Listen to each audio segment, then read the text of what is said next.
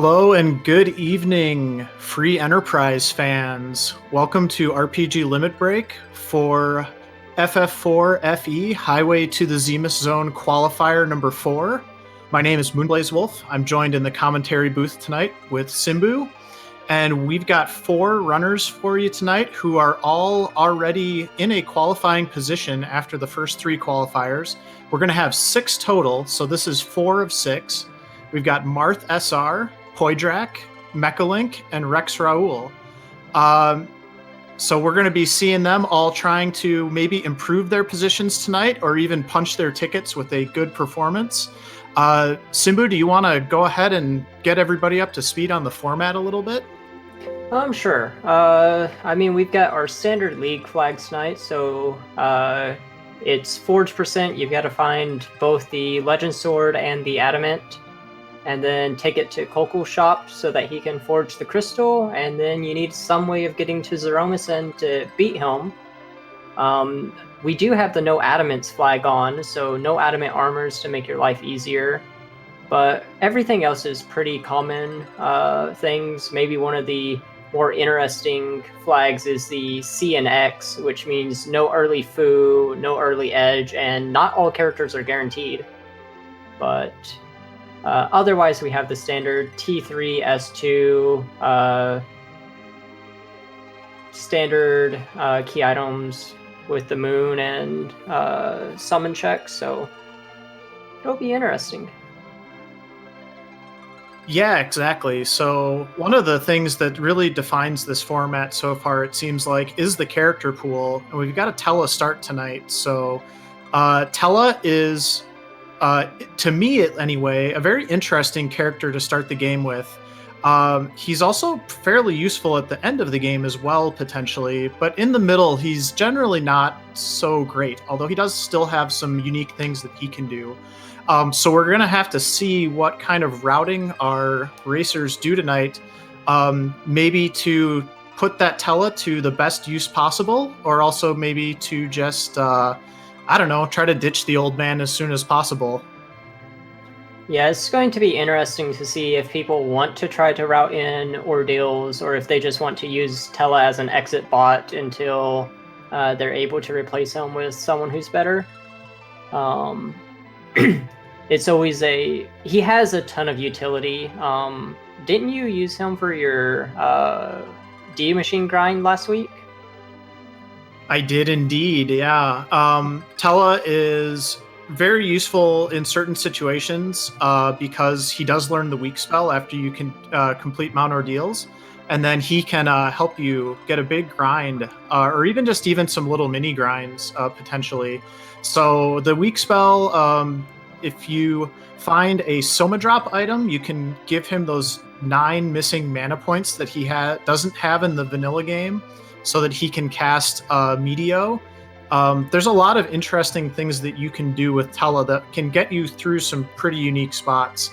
But the other thing about this flag set is, yeah, and I saw it in chat, it's certainly possible we might see more than one Tella as well, because not every character is guaranteed to appear, and we can have duplicates. So this may be the first of many Tellas that we see tonight.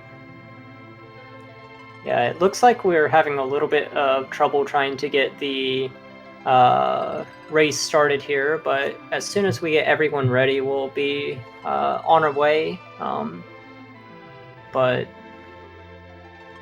yeah, it's going to be interesting to see who the second character is, because I would not want to see that Tella paired with like a DKC. That's one of the worst starts there could possibly have. Yeah, so, one of the ways that you can approach the early part of the game, and this will be very dependent on that second character, but one of the things that I would expect our runners will be looking for pretty early on is some of those spell items. They might go looking in treasure chests for them, or they might even start shopping for them. You want maybe the higher tier ones like a Boreas, a Zeus Rage, or a Big Bomb. But then you even have some other really nice ones like Gaia Drum and Stardust. That those first couple bosses, 1 or 2 of those will get you through pretty much everything. So it'll be interesting to see, and again, kind of dependent on the second character, but we might see a lot more early looting and shop checks than we're maybe used to in this format, especially in the qualifier setting where every second really counts.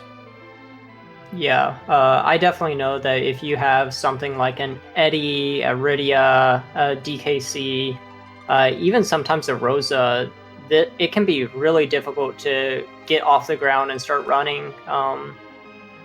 But we'll just have to see who the second character is. Maybe we'll see some interesting Lilith grinds and ordeals or something similar. It just honestly depends on who the second and Hobbs characters are. Yeah, I think these are 4 really skilled runners. We're going to see them come up with some good strategies to get through whatever the early game throws at them. The other thing that I'm really curious to see with this start is just how early the Darkness Crystal appears, because some of you may have been watching a seed over the weekend where the Darkness Crystal was basically all you needed to go gather up the rest of the items that were required to finish the game. And some of us were able to take pretty good advantage of that. Others, maybe not so much, but that is a little bit uncommon as well. Really, when we talk about the early part of the game, the phone has been answered. We're good here. But really, when we're looking at the early part of the game, you can kind of break the game into 3 stages. And particularly for those of you who aren't as familiar with Free Enterprise, the first thing our runners are going to be looking for is either the magma key or the hook. There's about 4 or 5 early spots where that will probably appear, unless there's some chain items early on that just include the overworld. After that, that's going to get us our underground access. Underground access is required in this flag set because you do need to get to the underground forge in order to get your crystal. So you have to get there at least once. But then there's quite a few more checks, obviously, in the underground. And then between the overworld and the underground, one of those key item checks is going to give you your darkness crystal. And then the darkness crystal is going to open up 7 more potential key item spots on the moon that may hold what you need to finish the game, might be a complete waste, or they might contain a chain item that brings you back down to Earth as well. So there's a lot of interesting ways that this race can go. It might be that the moon is not required whatsoever. It might be that the moon holds all the goods yet again. We'll just have to see once our runners get underway here.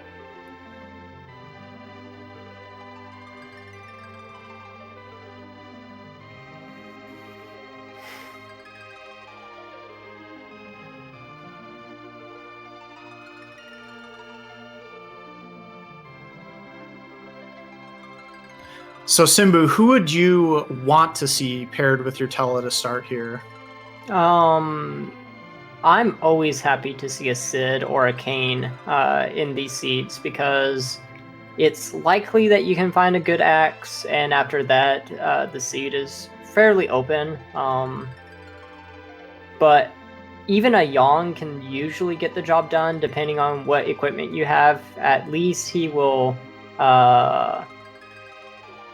have consistent damage, even if not great. He's got some tankiness, and with Cure 2s from Tela, you can get through most things. Most of the other characters are fine, but they're harder to find the loot that you need to actually get up and going. Yeah, I'm pretty much in agreement with you there. My ideal character to pair with him would be Sid or Kane. And to answer a question from chat, from Snark McClark, yes, it is possible that we will start with 2 Telas here. Our very first qualifier, I believe, we started with 2 Porums. So, yep, there is nothing in the logic that will... there's nothing in the logic that would prevent that from happening. The only thing that we do know is it will not be Edge and it will not be Fusoya. Those characters cannot appear unless they are trapped behind a key item check. So it has to be like the moon or the hooks, or the hook spot, or I guess they could be in Sand Ruby. or in one of the underground or other checks. So they have to be behind a key item, but it could be any of the other 10 characters.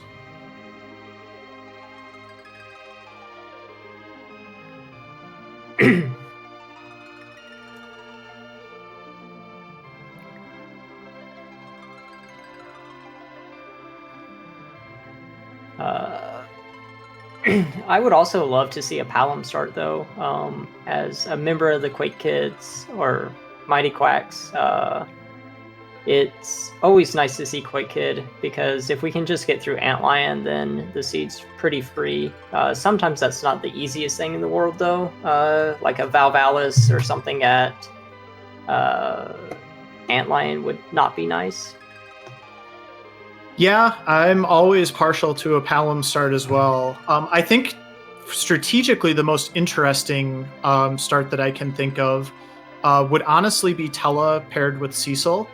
And that's because it pretty much, I would say it forces you to go to ordeals, or we might see somebody make a really bold play potentially and just completely skip ordeals if things line up right. So that would be a really interesting start, partially because it would be cool to see how these good runners dealt with a start like Tella and Cecil, but also because it creates a really interesting strategic decision. Yeah, I don't know. I'm partially a member of the Never Ordeals community. So sometimes you're forced to do it, but even when you have the DKC, it's often, there's just so much chance of, oh, there's a rude boss up here like Ogopogo or D-Lunars or a bunch of other things that can really ruin your day. Especially in the back attack slot. Like, you get the wrong spot like Odin in the back attack slot, and it's just the worst day. Yeah, there's two interesting changes to this league flag set from previous league flag sets, though, that do make ordeals a little bit more appealing. So first of all, the V1 flag means that there will always be an Excalibur in the treasure pool or the key item pool. It's a little bit technical to sort of explain why that happens, but basically it's because normally when you get the legend and the adamant armor forged at the shop, you get an Excalibur, but in this format you get the crystal. So because of that, the Excalibur gets moved into the key item pool kind of as a replacement item. But in addition to that, we have the AA or agility agnostic flag, and the way this game used to work before that flag was implemented was you were honestly a little bit disincentivized from using Cecil at the end of the game, because he always was your what we call an agility anchor, and it can be a little bit agility. I'm sure we'll talk about this quite a bit more later, but agility at the end of the game when you're getting ready for that Zeromus fight is a very technical, very touchy thing. And if you have it kind of locked into one character like that, it really limits the flexibility that you have going into that last fight. Honestly, I would actually like to see the -AA flag off for some of these flag sets, because it does incentivize Cecil, but especially with the CN flag, the chance of getting two Cecils and being able to use one for anchoring and one for lots and lots of damage. I know that typically Cecil isn't a great call in the first place, especially on T3, but it would be interesting to see how people are going to route it. Speaking of that, we also don't have the -rescue flag. That was something that was very interesting when I first saw the league flags, because oh, you can't actually go back and get someone. So if you dump your Edward and then all of a sudden, oh, here's this perfect item, then, or even better, dump your Cecil and oh, you get the Crystal Sword. It's just hurts. Yeah, you have to be really careful with when you pick up characters. In fact, we might even see some of our runners choose not to pick up a character early, just because they might want to hold off and get them later on for a couple different reasons. For those of you who are patiently waiting, like the rest of us, for the race to start, I think we will be getting underway shortly. One of our runners had a technical issue, and we have fixed that issue now, so I think we're about ready to get underway. Mechalink doing his best to keep you entertained with the name generator here, so appreciate that. We're all just doing our part to get to the race because it's going to be a good one, I'm sure. And yeah, I think we're about ready to get started here, Simbu. So all of the speculation we've been doing, we'll all be ready to find out what's happening here momentarily. I can't wait.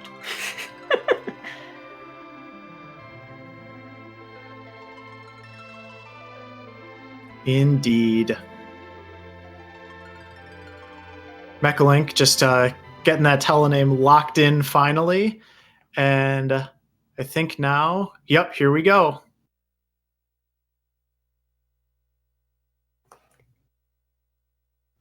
Eddie. So... Oh, boy. Eddie in a pan, I mean, that's nice for later, but right now you're having to decide, how do I get to actually kill stuff? Dancing daggers are always nice. We might see people actually checking shops to see if they can buy a dancing dagger. But otherwise, yeah, it's going to come down to maybe finding those key items, or maybe finding a good character on Hobbs. Yeah, I suspect we're going to see our runners doing two things here. You'll probably see them checking weapon shops. You'll also probably see them checking those item shops. Another possibility for Edward early on is if you find like an elven bow or something like that, that's going to give you the power you need to get through some early bosses as well.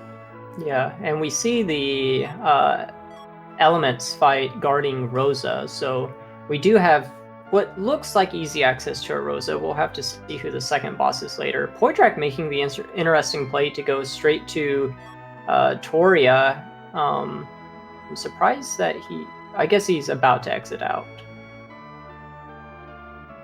I really like this play because when you get those telestarts, you want to take full advantage of that exit ability. And Toria is a great place to do that because not only can you quickly loot those 9 treasure chests, but then you can just go and jump into a town that's got 2 item shops and a weapon shop. Yeah, it's not a bad play. Personally, I don't know if I'm really a fan of it, though, because you don't know yet if there's going to be a Earth Crystal waiting in Antlion, but he did get a Cat Claw and some other good stuff from the back, so that's going to be interesting to see if he gets a Yong to go with that Cat Claw. Indeed, and yeah, for those of you who don't know, there are those 4 treasure spots in the back grass there, which is a really interesting place to go check. Again, when you have exit, you're not really penalized as badly as you would be otherwise. We see Marth and also now Mechalink also looting Mist Village, although interestingly, maybe, yeah, now he's going to go check the weapon shop as well, because Mist Village actually has those 6 treasures, or 7 treasures, I should say, and then a weapon shop. So see what they can turn up here.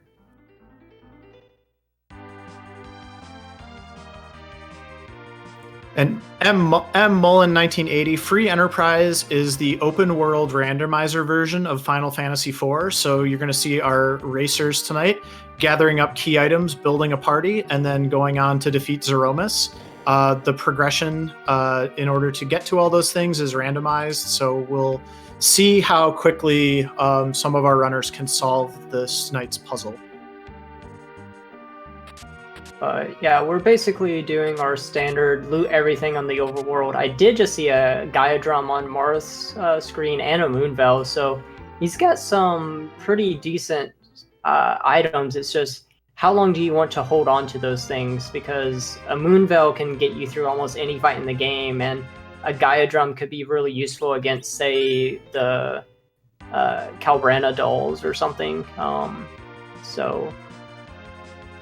Yeah, it's gonna go ahead.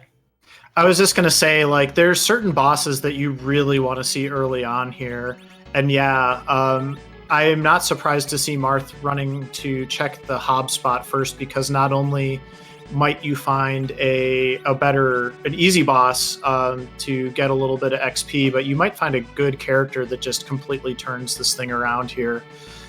Not surprisingly, kind of as we predicted, I think, a lot of our runners, I would say, are doing more shop checks and more looting than they might otherwise do. And we do have a Sid up here along with the Lunar Boss. Yeah, it looks like he has 2 Gaia drums. 2 Gaia drums would take down Podium, but it looks like he opted not to use them yet. That's a tough call because Sid has the DPS to really make it worth your while, especially if you find a good weapon for him. But well, there is a problem with using a Gaia drum on Pale Dim. I believe he counters with Quake. I thought he only countered elemental magic, and I thought summons were the counter to Quake. Marth did get a Zeus Gauntlet right there, though. Well, we're gonna find out here if I'm right or not. I can't remember. Nope, you're right. No counter. So, yeah, that Zeus Gauntlet would look pretty good on a Sid right about now.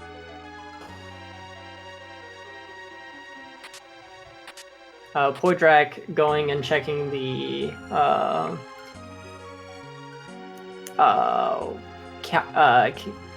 Octomon spot. It took a minute, but I'm assuming he's looking for a demist. Maybe you have a little bit of reasoning behind that.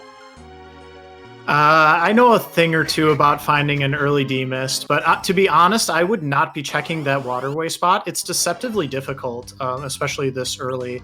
And Marth finds the Dark Imps here at the bottom of Antlion Cave, and this is definitely more the pace that we're looking for at this point.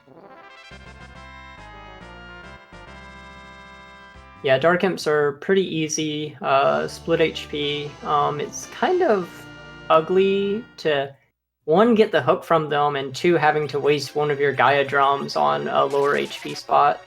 I also saw some really nice loot for Mechalink on the backside of Hobbs. Another Zeus Gauntlet, but... Well, we might have another hook seed here, Simbu. That last seed was not a hook seed, technically.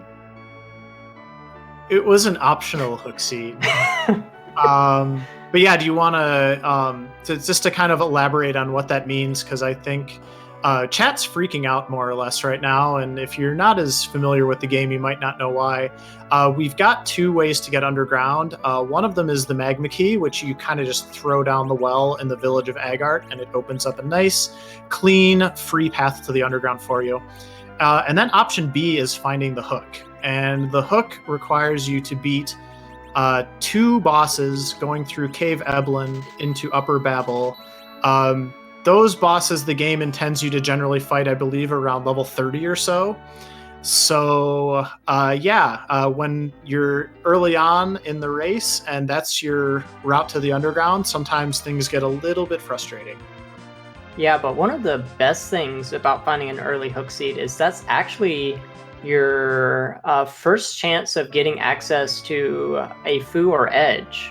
So, especially with Atella, it's usually not a bad idea to run down there and see who the character is, because you might luck out with a Fu and then just completely demolish the seed with Nuke for the rest of the day. Also, Dancing Daggers for Cell and Silvera. It's a little bit late to be finding those, especially with a Sid and a Zeus Gauntlet, but extra damage is extra damage.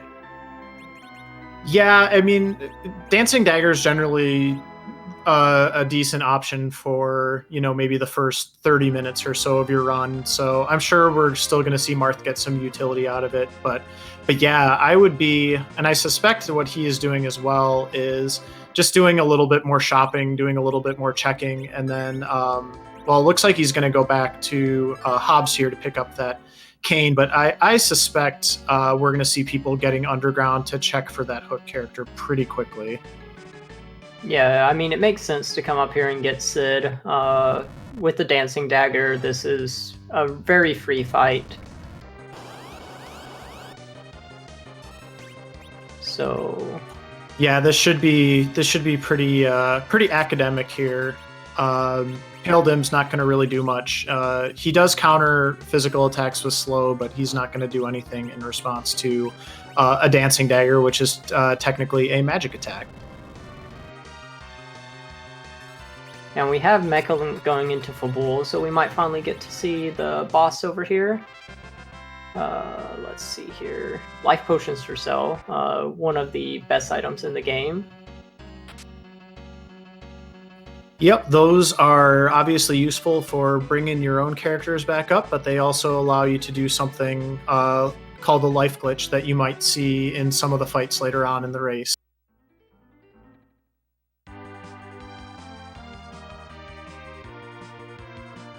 Let's see what boss he finds here.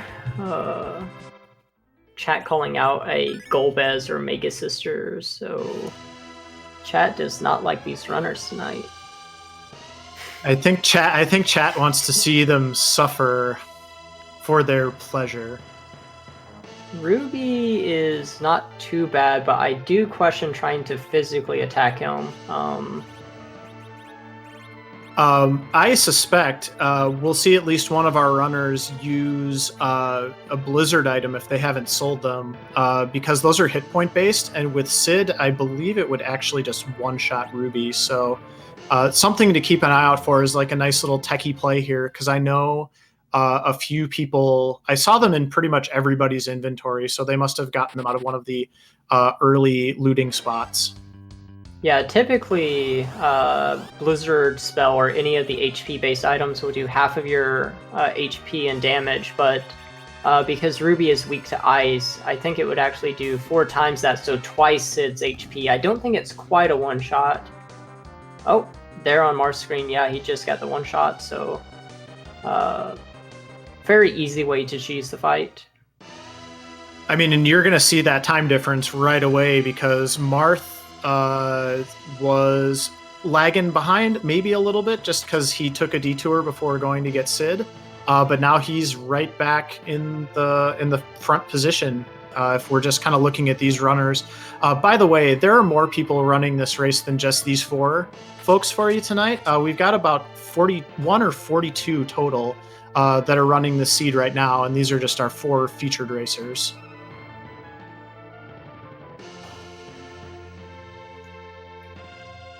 So, with no additional key items and a rune axe and an Artemis arrows, those are really nice for a Sid.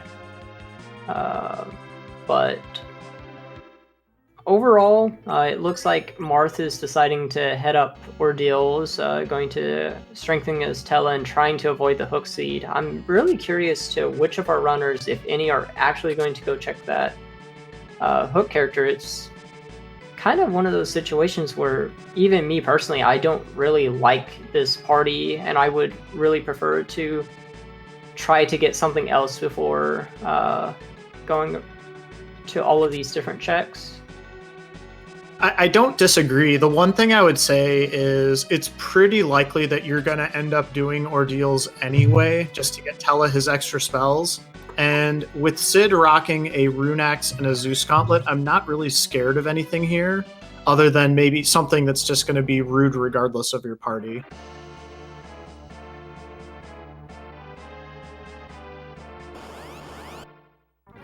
Dark Imp is not scary. Yeah, but the first spot is not the scary spot. That is true. But yeah, we'll see what Marth's gonna show us here in these Ordeals checks, and we'll see if any of our other 3 runners do something different, because you could certainly make a reasonable case for going and checking that hook character, or just going and trying to take care of Baron In with this party as well, because Sid is likely going to be enough to get you through that second boss, assuming you play the fight well. So. He'll definitely easily one-shot the first phase of the elements, so that's a very quick check to at least see who the second boss is. And especially with Rosa, it's like, I would like a Rosa right now, and I would like to see who the hook boss is so I can at least start prepping and thinking, who am I going to be fighting? Who do I have on my team? Just stuff to know. It looks like Poidrac finally found Starvells. I think that's the first person to find Starvells, which is another reason why the early Ordeals play is kind of bothering me, because if you get a Golbez or something in the second slot, it's just not very fun. Yeah, I generally want to have Starveils before I go up there as well. Another reason that I do like your argument of going to get Rosa first is even if you get Rosa and then the next fight you have is that Ordeal spot, you're going to get 2 boss fights of experience on her as well, and that might go a long way towards getting you something like a Berserk or other spells that you need a little bit later on, especially if this is a true hook seed. Yeah, and it looks like Marth has found Baigen, which is not the worst boss up here, especially took out the back arm, so as long as he sits here in the back row, he'll be fine. It's just maybe not the fastest fight. Mechalink is going for the fight in Baronin, so we'll see who that second boss is. Yeah, and also notice on Marth's screen, Sid got himself a little bit tangled up, and so this fight's going to take a little bit longer because of that. Oh, and with those Starveils, and honestly, even with Edward, we do have a second, basically a free fight here in the second Baronin spot. Yeah, this spot is really slow, so there's not really any big chances of wiping this fight. Nope. Worst case scenario, he gets his Mega Nuke off, but as long as you've successfully hidden your Edward, he can just come back, drop a life potion on Sid, and you're ready to continue onward.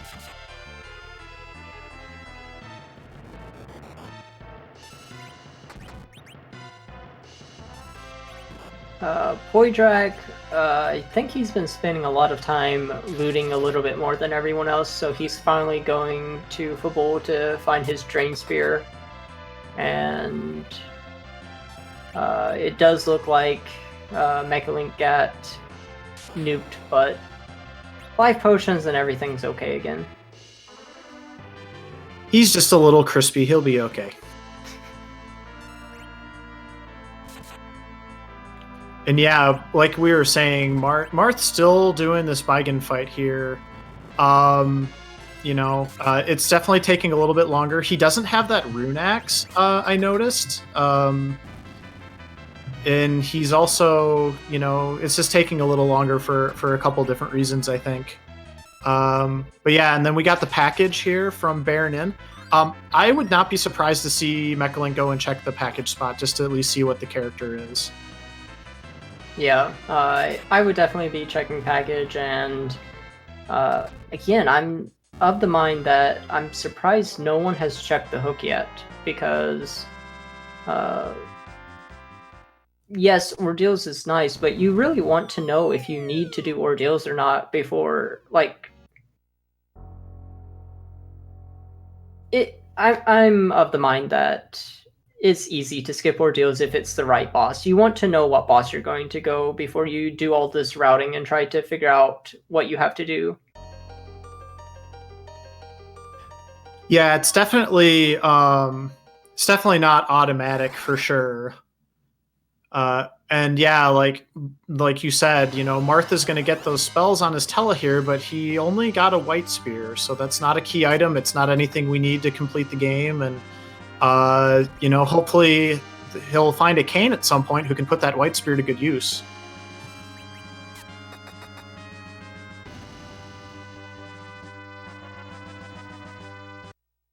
But yeah, Octomon not going to be a problem in the Crystal spot, and now Marth is going to have to decide if he wants his Rosa, which I assume you want Rosa, so it's probably going to be even a little bit longer before we actually see people heading to the hook. Yeah, but I do think Mechalink is maybe going to go check it out here. We'll see. But yeah, I'm agreeing with you. Like, it'll be interesting to see what we do find with the hook, what's down there. But it is taking a little bit of time to make it there. And yeah, we even see Mechalink checking some of these other boss spots, and nobody wants to go just sort of take a peek at that hook spot and see, you know, maybe a good character to add to their party, and maybe not that scary of a boss to have to get through. Yeah.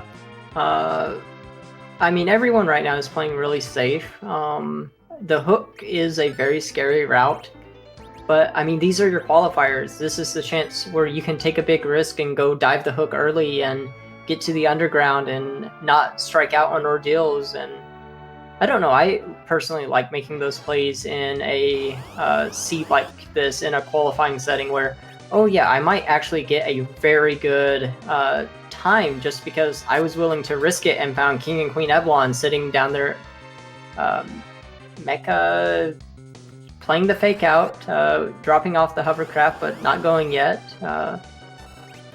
Yeah, I don't disagree, but that being said, like, this is a pretty fragile start. Even with the Sid, I do think you want to be a little bit careful not getting in over your head. So it could be the case that discretion is the better part of valor here. But I'm, like you said, I'm mostly just surprised like that nobody's checked it yet.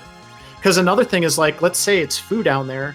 You know, Mechalink has reset out of 2 bosses now. Like, he might want to actually defeat those just to power up his Fu if he had seen that, for example. Yeah. And we see a Yang at the package spot, by the way, as well. Package could have also been Fu or Edge, so. So we have seen like 2, I think we have 2 cat claws already. So the Yang is not horrible, but he's going to take a long time to start up. It's probably not worth the time. Mechalink finally being our first restream runner to go down, and looks like he's going to loot all the chests. There's a trap chest down here that actually has a chance of giving some of the highest quality gear in the seed, so we'll see if he gets anything good. Cure 3 Cell, so yeah, generally you want a few of those. Also, like, another thing that a lot of times runners will do is they'll actually just open those first couple chests just in case, if it is the trap chest, you can quickly reset, and then you know just to avoid that one for the entire rest of the run down. I don't expect he'll continue checking chests, although he might be proving me wrong right here, so.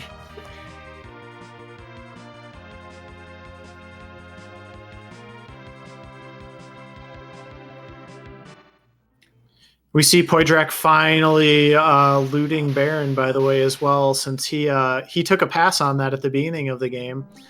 We see more looking for D-Mist, and yeah, we'll be finally seeing our hook character here fairly soon, as long as Mechalink doesn't accidentally find the trap chest and get in over his head a little bit. Evil Wall. Oof. Oof is a good word. Yeah. So, a couple interesting things, though. So, first of all, Kane is a good find. Marth is going to be not unhappy because he's got that white spear when he gets down there. And if we do see some of our other players reset out and try to do ordeals based on that evil wall, I think they'll be actually pretty happy to see that too. Now, the other interesting thing about this, and Simbu, you're a little bit more of an Edward expert than I am, but do you want to talk a little bit about some of the interesting interactions that Edward and Evil Wall have? So if you hide Edward, Evil Wall will continue advancing across the screen, and if he has no one on screen to hit, he will hit himself, which is very interesting. So unfortunately, the Ruby spot has a lot more HP than it has attack power, so you're not going to be able to have him kill himself in that spot. But if you found a ribbon or something, you could use it to get all the way to crush phase and then finish Evil Wall off that way. But unfortunately, that's probably not going to be a strategy you can use in this case. So yeah, the other reason for that also is if you're going to use that strategy, you kind of want to set it up first with your other party members being dead or mostly dead first, and you get a full heal before that Ruby fight. So I do think we're going to see our runners maybe going through this fight the old-fashioned way, but I figured we'd at least take the opportunity to drop a little bit of knowledge on you, chat, with some pretty crazy Edward evil wall strats. So. But a Kain with a White Spear and a Sid with a Rune Axe, both Desert. I would really like a Curse String, but theoretically that's getting, especially with both of them with a Zeus Gauntlet, you're getting pretty close to the damage you need to be able to kill the fight, but this is a time where I might actually go and check if Demus is in Zot. Like, this is a nasty fight. You might even check the trap chest in Avalon Castle because it's EXP and you might get a very good piece of gear, but it's... Yeah, this is I would put Evil Wall probably in the top 5 top 3, honestly, worst Rubicon bosses, with Kanazo being at the top, but Evil Wall is definitely up there, and it wouldn't surprise me if our runners do struggle with that a little bit. Even with a good party, Kain and Sid having good weapons and probably Zeus gauntlets, a fully powered up Tella, it's not a given that they're going to be able to get through that without maybe some more levels or a little bit of luck.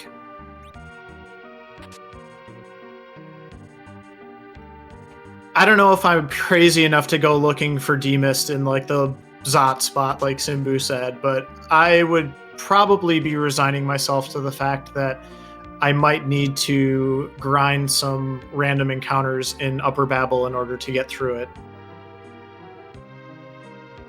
I mean, my big problem is you really want an anchor. I mean, Tella could kind of anchor this, but maybe if you get enough levels so that Kain is around the 800 HP, Sid's around the 1100 HP, you've got some decent armor on them, and so on and so forth. Yeah, maybe you could Zerk, especially Rosa has to have Berserk, Tella has to be able to cast Berserk. You could spam Blinks with them afterwards, and it's not a horrible strategy. And Tifa asking how long would the virus hide Evil Wall take, and it's more than an hour, Tifa, so that's not really an option either. So we do also have that moon veil from early on too, so our runners do have some tools to get through this, and they might find more. We do see Marth here checking the trap chests in Castle Eblin. He still doesn't know, I'm pretty sure, that there's a Kain and an Evil Wall waiting for him, but it's gonna work out okay for him, I think. Yeah, again, this is where I think having the information would be beneficial, because you're not really sure what you're looking for if you're just jumping in there, and Kain would love this EXP. So... yeah, it's just, I would not be surprised to see every single one of our runners coming back out, doing ordeals, checking for Demist at various locations. We might even see one or two of our other runners doing these Castle Eblin checks, although I wouldn't suspect all of them would, but they're going to really want to pack on as much of the levels as they can before they attempt that Evil Wall fight. So package was Yang. I mean, it wouldn't be a horrible idea to drop Eddie for Yang, and with 2 Cat Claws and maybe a Zeus Gauntlet and level 20 or 25, he would be pretty good damage. But again, it would be a lot of effort to put into it. Marth just got a Defense Sword, it looked like, which I think is slightly better. No, it's slightly worse than the White Spear, but It does add a vitality bonus though, which would be useful potentially against Evil Wall, but yeah, I actually will not be surprised if one of our runners picks up that Yang for sure because of the cat claws, and also if you're doing demiss checks, it's another demiss check. Yeah, and to be fair, like all three, Marth had the package probably 12 minutes ago. Our other runners all just got it, so it's not like they've been holding off. They actually just finished ordeals. Yeah, right now everyone is just trying to be thorough before committing to that hook dive. The hook, as we've said many times, it's a scary place, and Evil Wall is one of the scariest, so I don't fault people for going through this, but this leads, if someone has a strategy that gets through this early, they have a very good chance of continuing onwards, maybe even getting a first place in the seed. Yeah, absolutely. Being able to manage this Evil Wall is probably going to be the defining part of this seed, if I was to guess. We do see Mechalink. He's showing an interest in this Yang, so we'll see how far he decides to take this.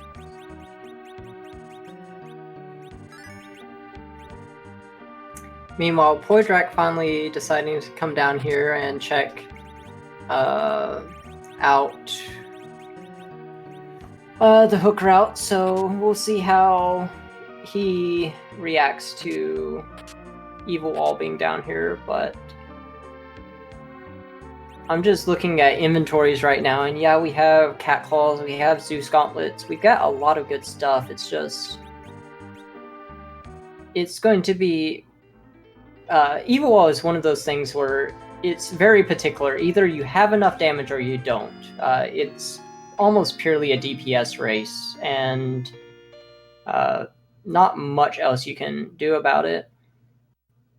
Yeah, I think honestly, it's a little bit scary to see that Evil Wall there, especially, and I don't remember if all of these runners were in the race on Sunday, but if you just had to slog through a Hookseed Kanazo in the last qualifier, and now you're looking down the barrel of an Evil Wall in the exact same spot, I can understand the hesitation and the wanting to check all of your other boxes before you go undertake that.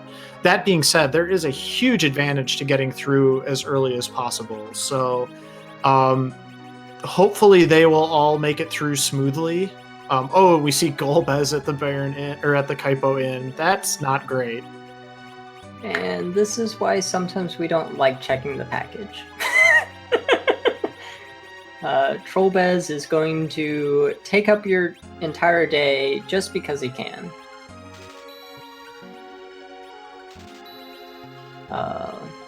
Yep, your fully healed party is going to get some devours, or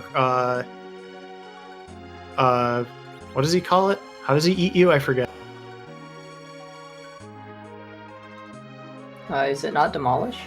Demolish. I've got my demolish and my crush and everything else all mixed up in my head now because of all this awful that this seed has been blessing us with so far. But Poidrac is coming through Upper Babel. It looks like he's at least going to check the trap chest, but everyone is being funneled into this hook route. The only thing we've not checked yet that could potentially be demissed is actually King and Queen could be demissed. That would be hilarious. Do you think people would exit out if they killed demissed and then go to check if Demus had either the Darkness Crystal or Magma Key? I don't think so, but it would be interesting to see. But yeah, I think the only spot that nobody's checked is that first Zot boss. Everything else has been seen so far. Poidrac is going to get a nice boat of XP from this Mad Ogre fight too, and it's going to be really easy for him because of that Rune Axe that we see on Sid right there.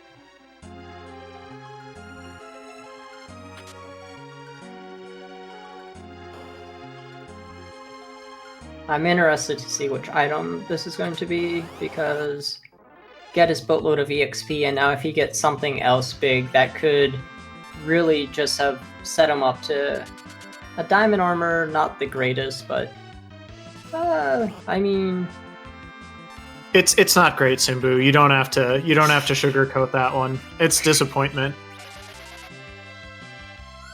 Yeah. Still Poidrac and now Rex are going in, and they're at least thinking, we're going to give this a try.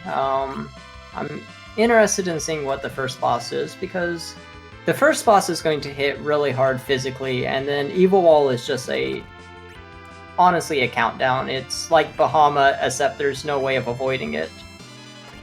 Yeah, your agility is really important. Setting up your agility correctly is going to be really important for that Evil Wall fight. I don't think we've seen a Silk Web. I'm kind of eyeballing people's inventories to see if they have them. I actually saw someone, I'm not sure who it was, pick up a Silk Web in Eblon Cave. That's going to be super helpful if they did, because honestly, like I was saying before we saw that it was Evil Wall, I was like, oh, well, they have a Moonveil, so it shouldn't be too bad. But Moonveil actually doesn't do anything against Crush at the end of the Evil Wall fight, so Moonveil will not save you in this fight that we'll have coming up here. Although Poidrac is going to show us who that first boss is first. Leviathan, this is free-ish. Yeah, not bad. I actually think Leviathan is one of the bosses that gets a slightly buffed magic stat here instead of basically 0, but even still, the physicals are what hurt here, not the magic. 178, yeah. Even Eddie is surviving these ice twos. Yeah, if you can't even kill Edward, I don't know. You're probably not gonna be ruling that sea for very long, Leviathan, just saying. Oh, Eddie goes down. Everyone's a music critic.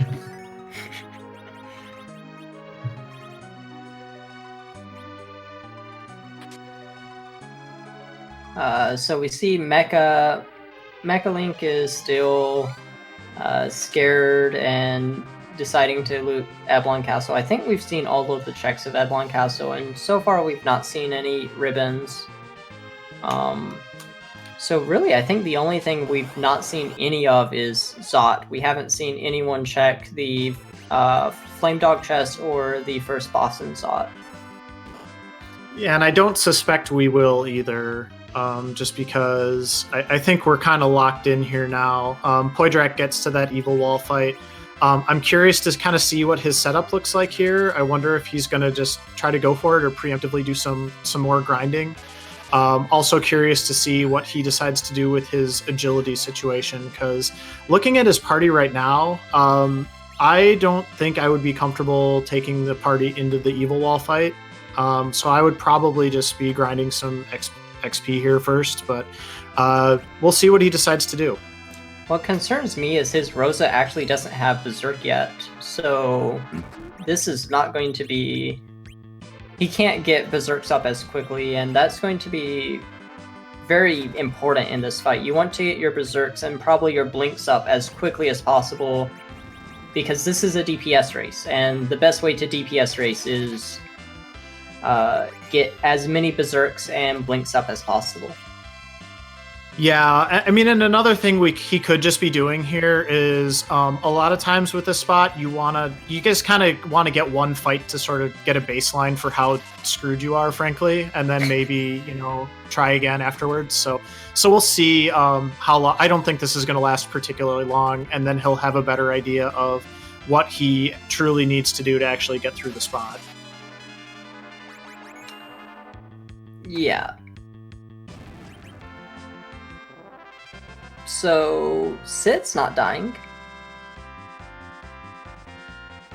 Yeah, Sid is back row glitched with a Zeus Gauntlet, and that is good information to have. Like, that's actually one of the things that you do when you're in a position like this, is you just try to prioritize and figure out, like, okay, who do I not have to worry about? Who do I have to get an illusion on ASAP?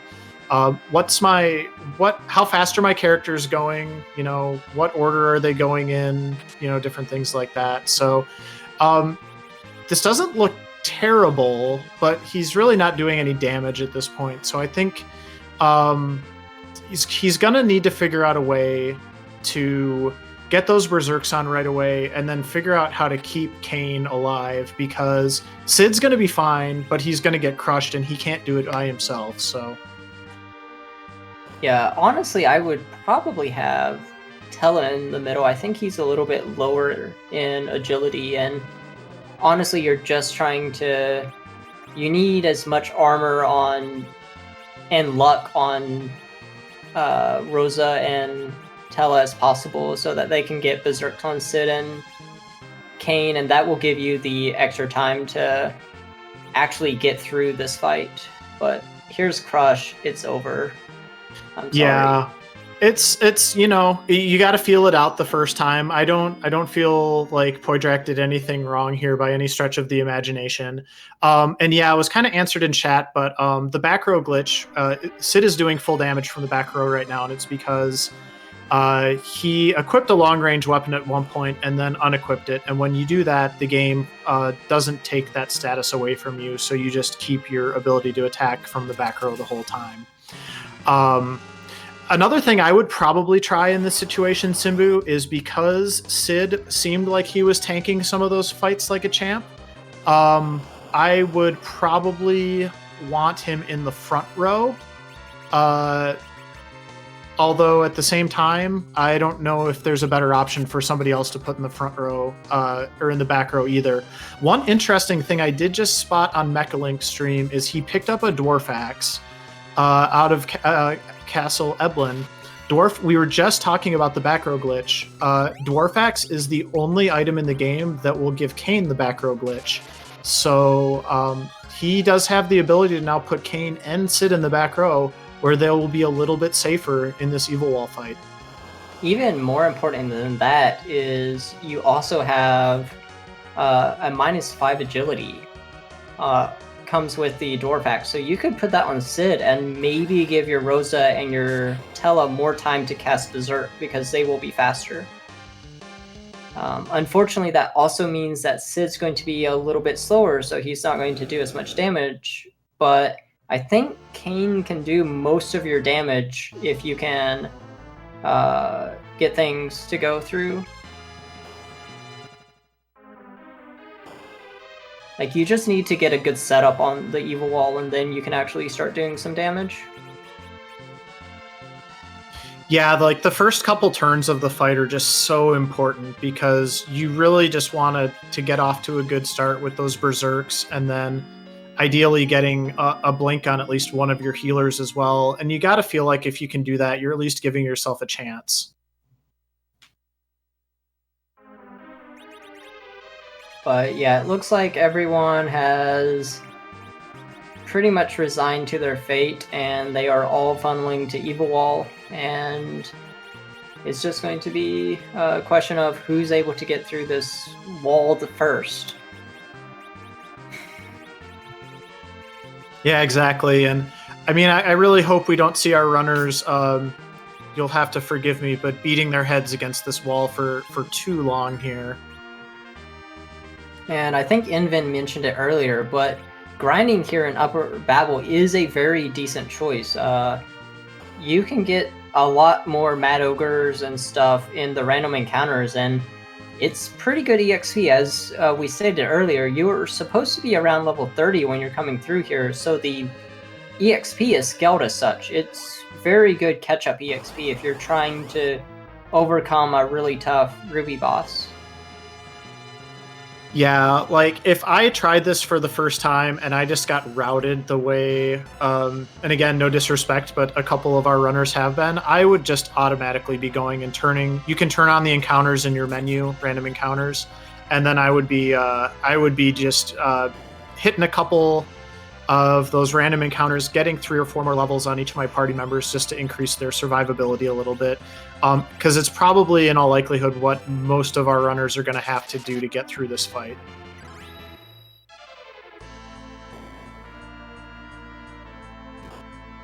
I'm pretty sure Marth just queued up a Meteo, just so everybody's watching for it. Oh, never mind, it was a blink. He did have 100 magic points, and then Tella seemed like he was casting for a while. So I thought maybe Marth was going for a Meteo there. Not a bad idea, honestly. It'll get about, if you can get it off, it will take away probably about a third of Evil Wall's hit points. I think it's closer to a fourth because he has 25,000. Interestingly, I think Poidrac turned down his battle speed and was for a while able to catch up with the life potions during this crush phase. If he's lucky and Kane does not get targeted too much, he could actually get through this fight. It's a good strategy. We'll see. We'll see if it works. Because yeah, he's definitely in the waning stages here, and he's given himself a good chance to get through it.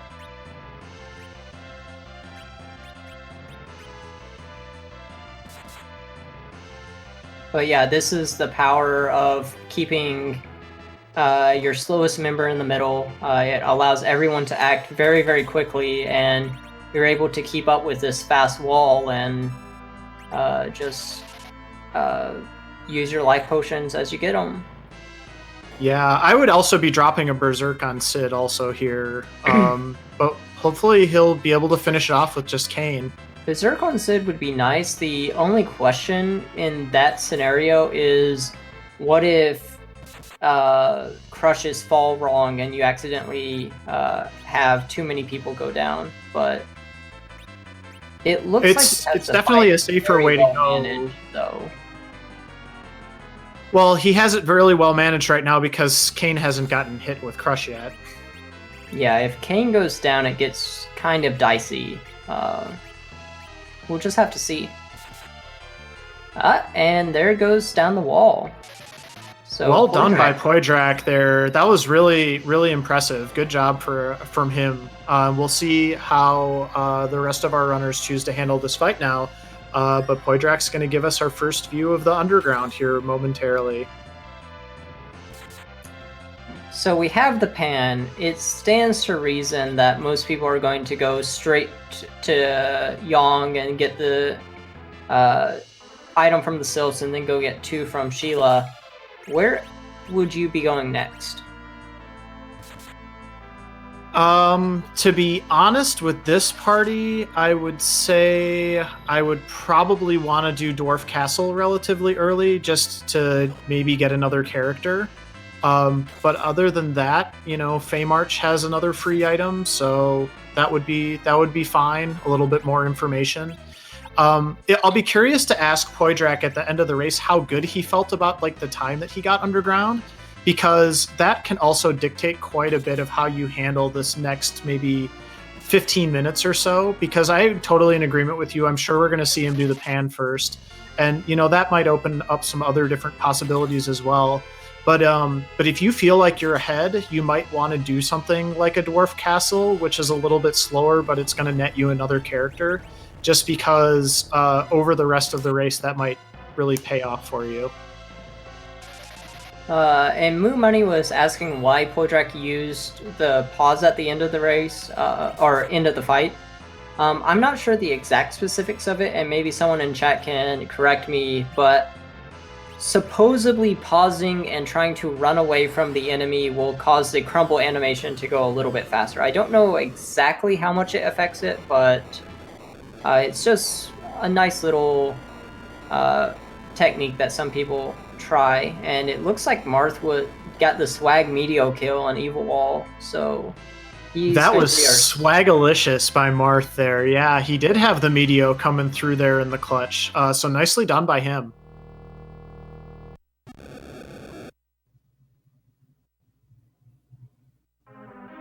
Meanwhile, Poidrac, of course, you got the pan. You have to turn in the pan. Like, it's especially already showing its value, giving us technically our halfway point on go mode. We have underground access, and now we have one part of the crystal. So we're just looking for the darkness crystal or the pass and the legend sword at this point. Yeah, that adamant is half of what we need to forge our crystal, exactly. So, and that's honestly a little bit of a scary feeling, because I've been in a similar position to that. I know you have too, Simbu, but when you go down there and you have the key item that you know everybody is going to check first, and then you go and you get the adamant or your legend sword or something really important from it, you know everybody's going to get that. So it'll be interesting. Again, kind of forces you to prioritize things a little different, maybe, because I wouldn't be feeling super great now that I already knew basically as soon as folks get underground, they're going to have half a go mode. Yeah, it definitely starts to wear on you when part of your buffer gets pulled away, because now it's just a up in the air thing of who is good or who's going to win. I think I saw a Murasame as the second item. It kind of blinked out, but I didn't see any key items for Poidrac. Yeah. Okay. Yeah. I could tell it was a sword. So, adamant, and now we'll see what Poidrac does next. But I do know that Poidrac is, honestly, if I was a runner in this case, I would be feeling pretty antsy, because I did check all of the overworld, it all busted out, and if someone decided I'm just going to go down there and then immediately got half of go mode, it's definitely a tense situation. It looks like he's going to go shopping for probably sirens. I also see some Bacchus there, so some good stuff down here in the underground. Yeah, I'll be curious to see if he parts with either that Bahamut summon or the Masamune, considering he doesn't have either of those characters, but it does look like he has a lot of good stuff to sell. But yeah, I don't know. Like I said, I'll be curious to ask him. I would be still feeling pretty good about how I got through that evil wall pretty efficiently, even though you did do a lot of other stuff along the way.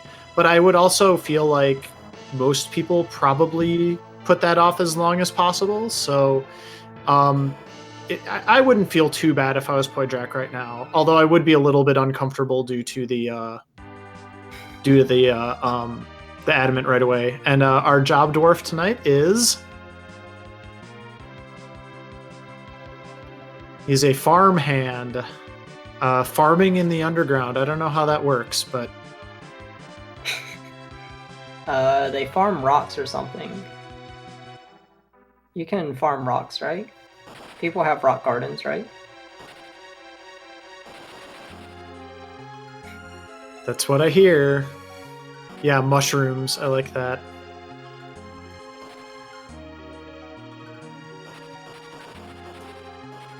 Poidrac going to Fey March, a pretty common second check because of the free key item.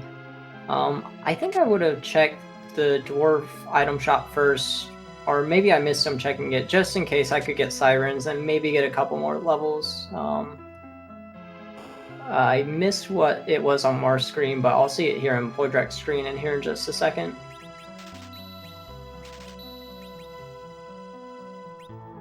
And congrats to rexxraul making it underground as well now. So that's 3 of our 4 featured runners. So we've got all the edge equipment, we just don't have the edge. So Mark does seem to be going a little bit faster pace. He's kind of skipping some extra chests and stuff. I think he feels a little bit behind. And honestly, I'm personally of the camp that anytime I have a hook seed, I always feel behind, even if I go there immediately and get right through it, because you never... there's never a good way to tackle a hook seed. I'm totally like that as well, by the way. Like, you always just feel like, oh man, I'm sure somebody did that faster than me. I mean, and in Marth's case, that's technically true, but it was Poidrac when it was maybe by like a minute and a half at the most. So it's possible other people did too, but not by that much. We see 2 potentially free fights here. So first is Kaipo Guards. That's pretty free. Hopefully he has some coffins, otherwise it's going to take a while to take that back soldier down. I guess he has weak on Tella as well, so should be fairly free. Yeah, I wouldn't be too scared of either of these fights. I don't know if we've seen one of the other Mylons, but Mylon Z will, I mean, assuming Kane can stay alive, he is quite weak to White Spear, so... Well, just spears in general. That is true. I forgot he is a flying, whatever he is. He's kind of like a flying spaghetti monster, actually, now that I think about it.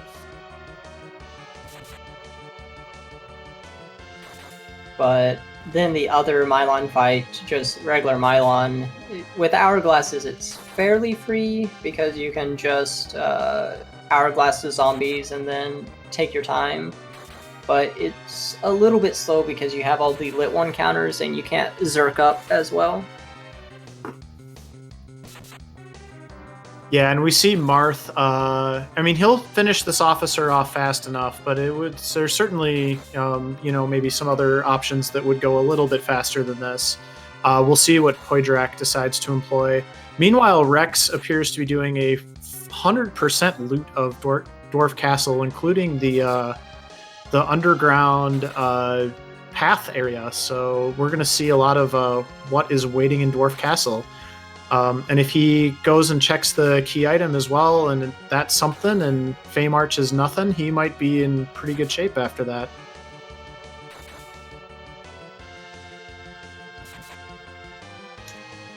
And still bashing on the officer. I think Leviathan has a total of 37-ish thousand HP, so it takes a while to bash through, but finally getting through.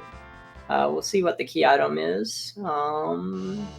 Meanwhile, Poidrac whiffed on his weak on the officer, which is very feels bad, man. Yeah, so Marth getting an X-Cal, that also feels bad. It's not the sword we want. We've gotten 3 swords in a row, right? Murasame, Masamune, and now the X-Cal, and it's like, come on, just give us our Legend Sword. But yeah, that's one reason why people don't like Tella, is unless he's in the middle, his weak spell has very low accuracy. Yep. You gotta it's not something, you can't really like change for it on the fly there, but it's definitely annoying when it doesn't work. Looks like finally it did. And we'll see which Mylon this is now on Marth's screen as well. Mylon Z, this is scary to an extent, but if you can get Berserk and Blinks up, it's not a bad fight. It will hurt, but hopefully you can just get everything going and you'll end up really good. Well, another thing too is he still has that Moon Veil in his inventory. I'm not saying you should burn it here, but this is completely free with that Moon Veil, so might be a way that one of our runners decides to go ahead and get through this.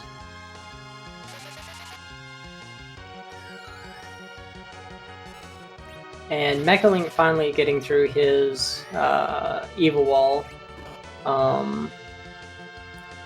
I mean, unfortunately, that's just what you had to do today, so blame Demarine. I'm sure everyone is fine with that. We can blame Inven too. It's always good to blame Inven. No argument there. And yeah, we've got Volvalis here in Dwarf Castle because Rex is checking that out here first. And did Marth have to reset out of that fight? It looked like he did. I think there were pocket swines for sale here. I definitely see Poidrac has some pocket swines in his inventory. This would be a good place to use one. Looks like he's using his Moonveil though. There we go. But yeah, I think the Bacchus swines were in Tamara. But yeah, he's undead, so you can throw healing potions on him, but this Moonveil is going to get the job done as well. It might just take a little while.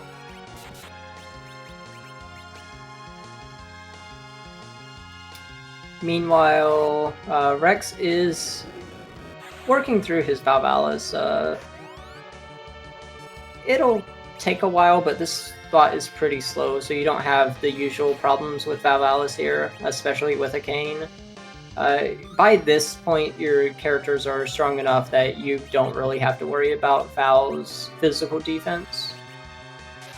It's not too bad, and Mechalink does have his adamant now as well, so all of our runners are 50% of the way there, although that's true, because they don't have moon access or Zeromus access yet, but they do have that underground access, so 2 out of 4.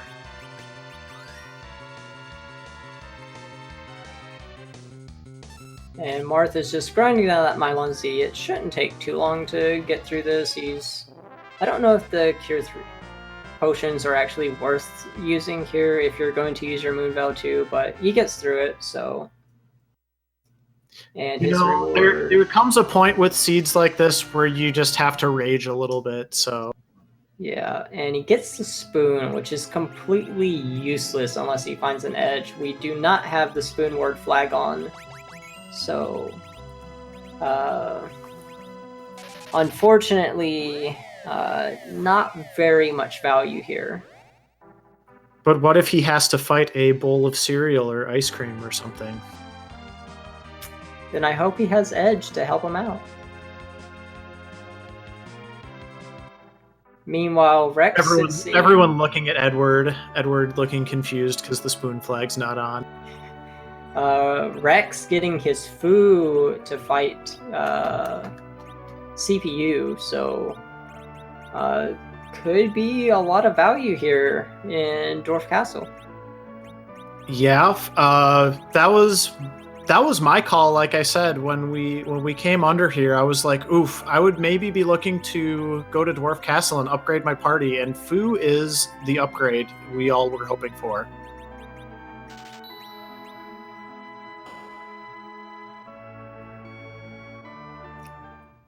And his Foo has 1600 HP, soon to be 700. That's pretty much his entire spell list. It looks like... I think I saw all the important spells in there, so...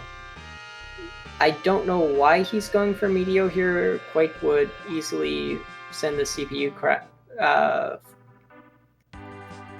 to... It would kill the CPU very easily, but... Do you remember what I just said about raging? This is raging. True enough. Getting evil. The sad thing is, yeah. The sad thing is the Meteor's not even going to go off. But yeah, I mean, Foo, I would not be raging anymore after getting a Foo. But yeah, like, so this is actually interesting. So the Fey March and the Sheila 1 and 2 items were all a complete and utter bust. So that basically leaves us with Upper Tower of Babel, and I think that's it. For our runners who haven't checked Dwarf Castle yet, they know to do that. But we'll see what Rex turns up here in just a moment. I mean, at this point, we only have 2 places to go, so we're really looking for Darkness Crystal or some other item like Baron Key to open up the seed a little bit. Yeah, it's pretty likely our runners are going to kind of get funneled this way. I don't think... Again, we'll see what we get here out of Dwarf Castle, but Keyless Tower is not something most people like to do. And Rex just standing there. We're waiting. Rex, come on. Rex, don't make us wait, Rex. Come on, Rex. But both Marth and Poidrac taking down Valvalis, they'll be here soon. I wonder what. I hope Rex is okay. Yeah, I mean, it's not like his stream is dead because the dwarfs are still dancing, but I'm hoping he's not having controller problems or anything. There we go. I think he was waiting for that Meteor to go off. Baron Key. Oh boy. Okay, that is interesting. I hope we see him go there right away. I don't know if we will, but we know that that's probably the right play. I mean, it's either a tower or Baron Key. But well, he hasn't done Fey March yet at all. Yeah.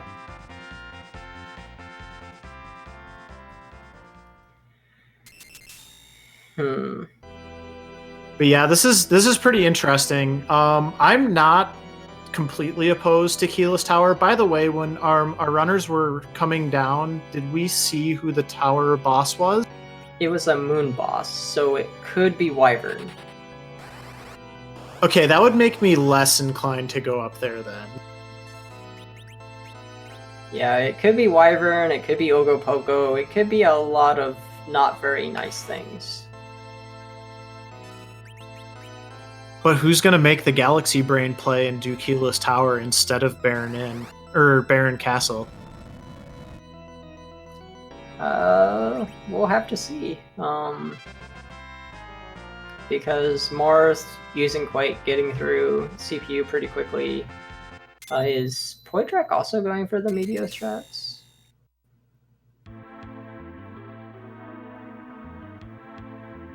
Oh no, he's going for Quake as well. Okay.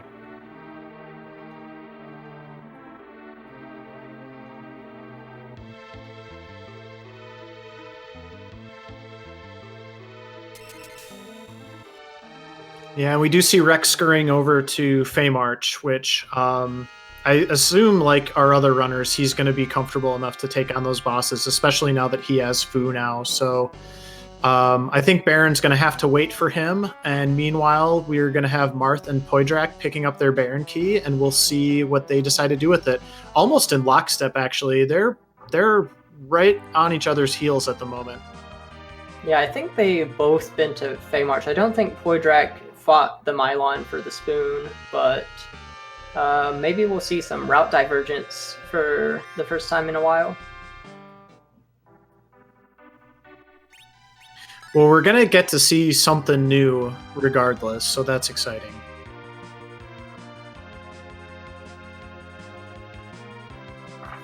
For those who are coming in late, by the way, I guess we did kind of just cross the 1 hour mark, so a little bit of a recap on the seed. We started off with Edward in the pan. We did our checks of the overworld and discovered that it was the hook from Antlion Cave that got us underground.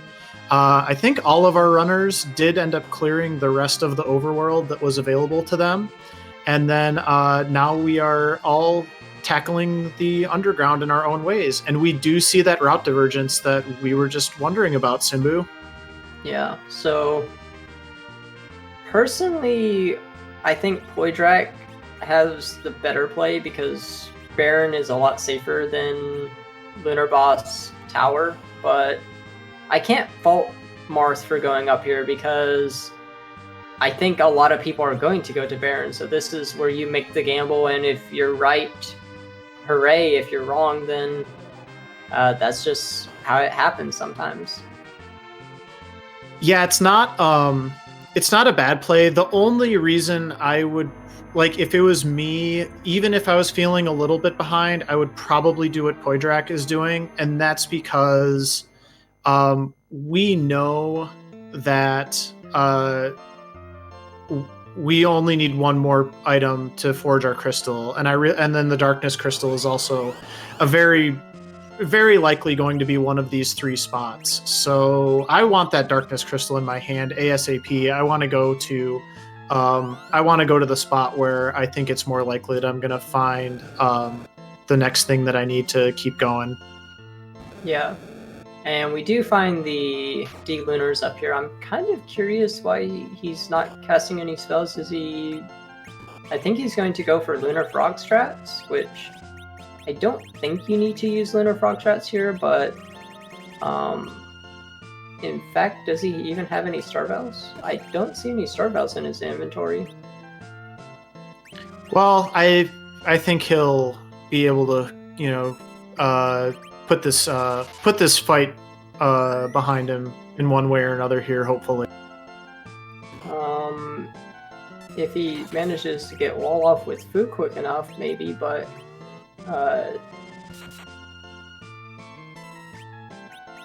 maybe. Okay, I think he managed to get out of breath. Meanwhile, Poidrac is finding potentially Gauntlet. Okay, Water Hag. That's A sigh of relief. You don't want to find Gauntlet on the throne. Yeah, it's really hard to see all those blue robes all crammed onto one seat like that. So this is a lot more comfortable. But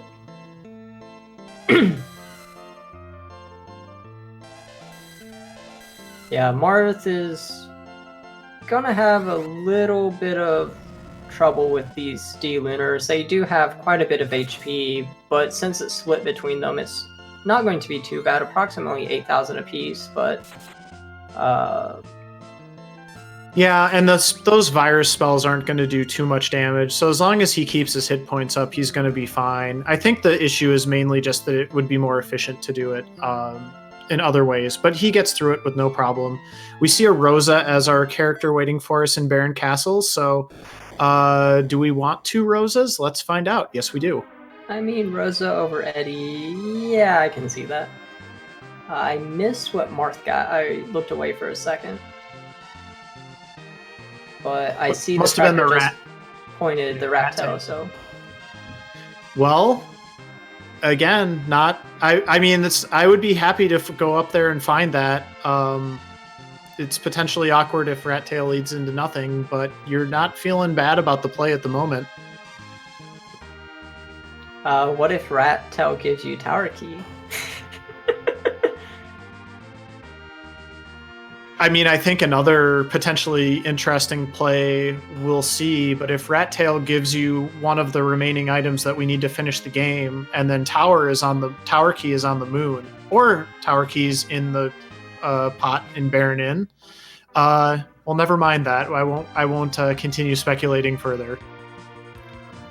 This could be interesting, though, if Rat Tail leads to something like Darkness Crystal, because Poidrac will be obligated to check the tower key now,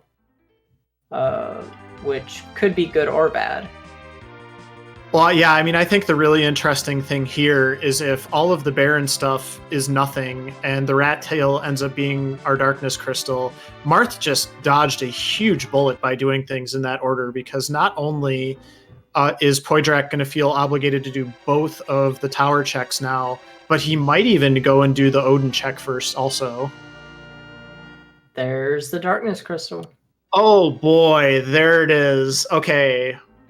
But really well done by Marth. I'm impressed with that.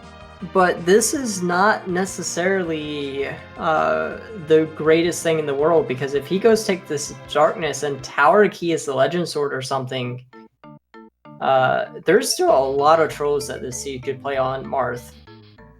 But at this point, at this point, if I'm Marth, I am just feeling like the smartest person in the room, and I am racing up to the moon, though, and that's exactly what he is doing. So, we'll see if this pays off for him, but that, he did probably, we see Poidrac here now going and doing Odin spot.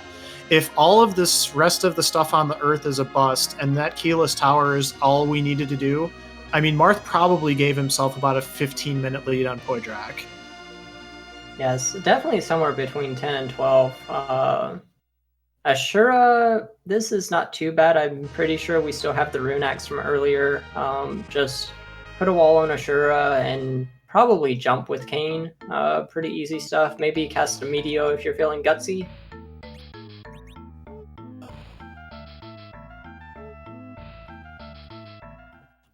And it looks like Rex has finished off the Fey March, and Mechalink is moving through Dwarf Castle here as well. So they're all kind of crisscrossing a little bit at this point, and meanwhile Marth is headed up to the moon.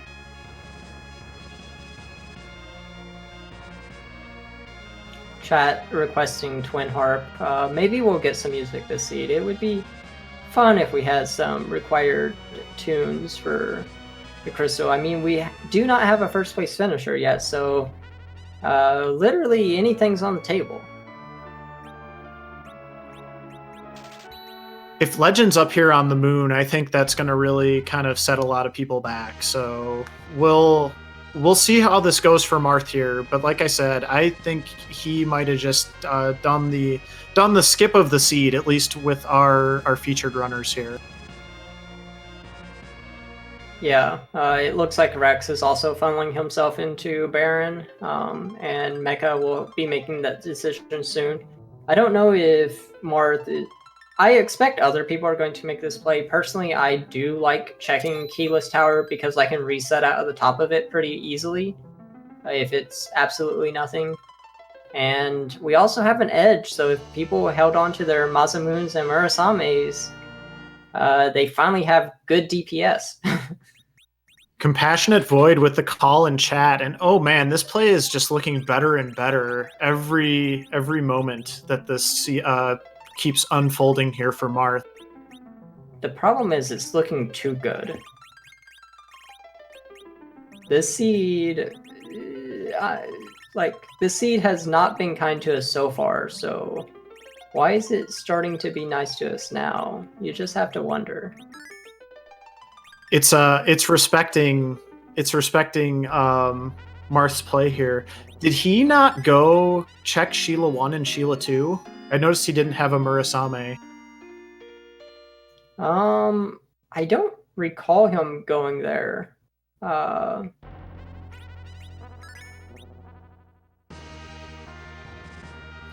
Twin Harp from Ashura and the Odin spot, and boy, this rabbit hole might be getting deeper and deeper, or it might be what we needed. So we'll find out. We'll find out how this goes here. Yeah, this is tough because you're incentivized to do tower, but you're also on the restream. You gotta give the fans their music, give the people what they want. I think it's one of those things, again, where, especially if you're in Poidrac's position and you haven't found the Darkness Crystal yet, I mean, you've basically got to commit to full clearing, the Earth, and it's not like he has any other better options at this point. So, yeah, I think Twin Harp is definitely the play here, and we're going to get some randomized music for everybody, courtesy of Poidrac. Yeah. Interestingly, Marth is actually here killing the hairdryers. I'm a little curious about this play. It's a grind, I'm sure. Maybe hoping to spike a good item out of the chest, but yeah, we'll might be wanting to get a few more levels on Edge and then just take some stuff down. I know Simbu, you and I know quite a few grind options, and maybe this isn't the one that would be on the top of our list, but it's certainly going to net him quite a bit of XP. Yeah, I mean, hairdryers is a fairly decent option. It's just, he's got, it looks like 8 key items, so personally, I always like going to the D-Lunar spot, hoping to get those 10 key items, but at the same time, if you get a free boss or something, at least see the bosses. It's a lot easier, in my mind, to do a couple reuse down there with your weeks and stuff. He does get a Stardust Rod, so not the worst, but it's not that exceptional when you already have a Charm Rod. And we got our music here, so I'm going to pipe down and let everybody enjoy Edward on the tunes.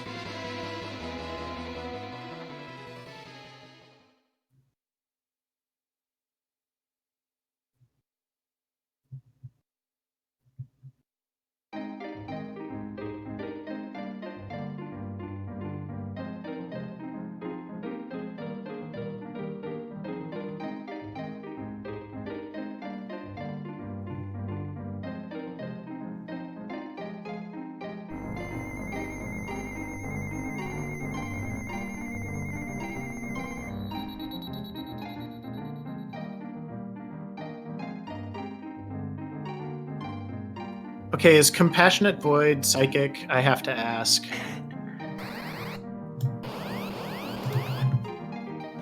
Or, was that after the song started playing? It looked like, I think it was after the song started playing. I was listening to it. It was pretty nice. But Marth looks like he's going into Cave Bahamut, trying to get that value, taking the really long shot play. That is an Odin. Does he have enough defense to be here?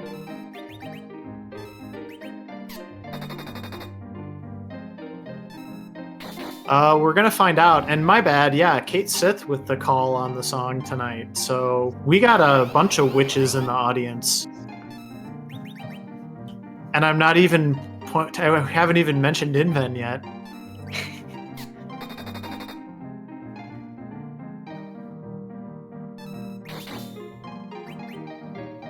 Throwing the spoon, I like it. One thing about this spot that not a lot of people realize is it has, I believe, the second most hit points after that D-Lunar spot. So to find an Odin here, pretty difficult potentially. Forgetting about elements much, Blaze? I meant among the lunar bosses. My bad. Luca Key from the Twin Harp. The rabbit hole grows deeper. Oh my goodness. Like, if you're in Poidrac's shoes, you have to keep going. Like, I've already committed all of this time to checking it, but man, this is a time sink. I mean, I'll be curious to see if he does tower first when he goes back underground or just completely avoids it. But yeah, I'm with you. Like, you've got to just kind of keep going after what you're finding here. At least Luca is, a minute and a half, and then I know if it's something decent or not. Tower Key, you're going to be committing 4 or 5 minutes to killing bosses and walking up and down and everything before you actually know what it is. And Marth with a nice takedown on Odin and ends up with a life staff for his troubles. Ooh, reset out of that. That seems a little... Oh, I guess he did save right in front of the base, but still. He also threw the spoon, so I can see the merit. That's a good point. I forgot about that as well. Simbu, this would be a good time maybe to do a little bit of a debate while we're waiting to see what the Luca Key has in store for us on Poidrac's screen. And looks like we're going to get a little bit of an encore here from Rex. How do you feel about top-down versus bottom-up clears on the moon? Because Marth is definitely going top-down here. I have been burned so many times by Ogopogo or Trollbez or something in the Peldim spot. I hate this spot. And Mega Sisters... Not good, in my opinion. The spot has pretty good magic. This I think he'll be fine, but this is not the kind of boss I would want to see here. I would probably be darting my spoon at Mindy while I'm setting up my berserks and stuff, but yeah, it's just... I really like the save location, and usually when I go in here, it's right after seeing the character, so if you wipe, then you have to watch the character cutscene again. It's nice if you're feeling like you're behind to come up here first, but if you're not feeling behind, I would say dive. It's much nicer near the bottom than up here. Yeah, I agree. To me, it's a little bit more of like a if I'm feeling like I'm behind play. There is a legend sword. Oh, baby, Poidrac, proving me wrong. Okay, so moon not required. Poor Marth. Boy, he is gonna be sad about that later. But Poidrac, meanwhile, in the driver's seat as long as he can get out of here. Yeah, and Pain Man is not that painful here. Evil Wall is fast, but Evil Wall does not have that much in terms of actual damage. So Poidrac, he's only got one place to go, tower. I'm gonna probably go to the top, find that darkness crystal. The only question is he going to check that tower key for a potential pass? And what's his key item count going to be? 2, 4, 6, 8. He's going to have more than 10, especially after forging the crystal. So pretty fast grind. Poidrac's in a very good position right now. This is a very deep rabbit hole. It's questionable how many people are actually going to come down and commit to all of that. I completely agree. I think that Poidrac's in great shape here. And the one thing that when you're in this position is that your Darkness Crystal is either at tower or behind whatever is waiting at tower. And there's not much chain left after that, whatever that was that you just went through. So you probably are tasting it at this point.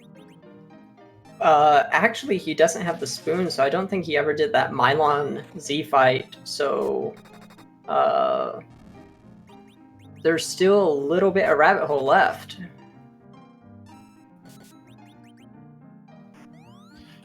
Potentially. There's, I guess, a shallow rabbit hole, but I think he'll probably go tower before he goes back to Fame Arch.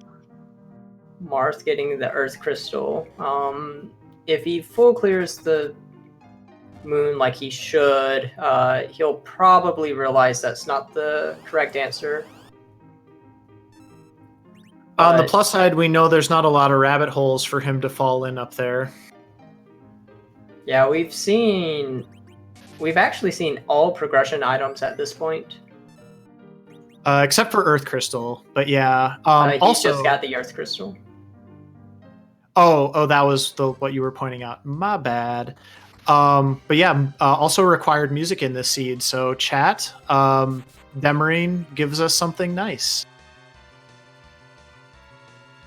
I bet the runners are not agreeing very much, though.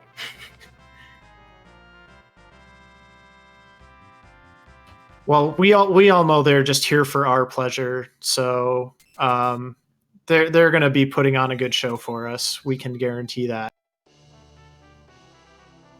And Poidrac making the correct play, going to that tower. Again, it's going to be interesting to see if he decides to check the tower key, because the pass would be really nice, but if you have the darkness, do you want to spend those 30 seconds checking for the pass or not? It's going to be a tough call, but I would probably... What would you do? Would you check for the pass at the tower key spot? Well, absolutely, because, well, he's going to get the rat tail, and also that other spot is, you're going to run right past it anyway. If it ends up being the pass, then, you're going to want to, like, let's just say it was the Darkness Crystal on top of tower. I would still do that check on the way down just in case it was the pass, because it saves you so much time. Yeah, I forgot that it had to go through the rat tail first, but yeah, you get the rat tail and then obviously going to check the tower key. Meanwhile, Marth continuing the checks. Mecha about to get his Darkness Crystal, or get his rat tail, so being funneled towards his Darkness Crystal. Rex on their correct path, going down Luca. Marth finding Wyvern, our good friend. Must be the plague spot, because not everyone's dead. Or I guess it could be the Wyvern. Oh, is it vanilla? No, I thought this was the plague spot. It looked like the plague spot, but I don't know. And Mecha found Demist, by the way. We actually don't have the tower key checked on Mecha's stream. That's maybe we can get our tracker to highlight that for us, but hopefully he doesn't get trolled away from Baron. That's true, because Twin Harp was in the Odin spot, and he must not have checked that yet. But more possible ways to find the pass here as well, so potentially more detours as well, but they're very minor detours. Yeah, I mean, as we mentioned, we found all of progression, so it's not like he's going to find another Twin Harp or anything. The worst is Sand Ruby, maybe, Pinktail, things that might give him something, but not really. So The seed is gradually wiping up. Poidrac getting his rat tail, and Marth taking a wipe to Wyvern. That's unfortunate. It looks like he's going in again. Rex getting his legend sword, so the race is on. It is, and yeah, Rex making some good catch up here after I believe he was the first to find Fu. So it's good to see him kind of circling back to the correct decisions there.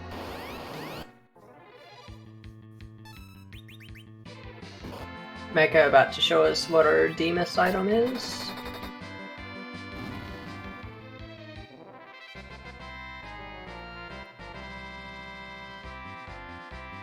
Sand Ruby, so another key item for Mecha, but nothing extremely important. It just depends on if he's going to make that dive into Baron. I'm not sure if he has the Darkness Crystal. It's not shown on his tracker, and I don't know if I saw him fighting the D-Lunar, so we might have to check his inventory.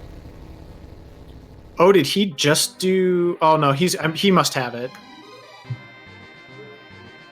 No, Demarine's saying he half-towered, so... it looks like he's checking the rat tail, so... Yeah, we know at this point then that Pass is either on the moon or through the moon, and he does in fact have his rat tail, so he's good there. But he hasn't chased the Odin chain yet. So this is also potentially kind of dangerous for Mecha, because if he decides to go up to the moon here, we know that that's not the correct play. But again, if I was in his position, I'd feel pretty tempted to go up there right about now. I probably would too, because you're looking at an hour and a half. Does he also have the Twin Harp? Have we not been watching Mecha play at all? He definitely has the Twin Harp also. So that's, well, good on him not going up to the moon straight away then. So, but yeah, we'll get a little more music here on Mecha's screen, and then he's going to lead himself to his Legend Sword. Meanwhile, we see Poidrac. Looks like, I think, I haven't been watching super close on Poidrac's screen, but I think he's getting set up to do his grind now. And might be in a position where he can take this home. We'll have to see.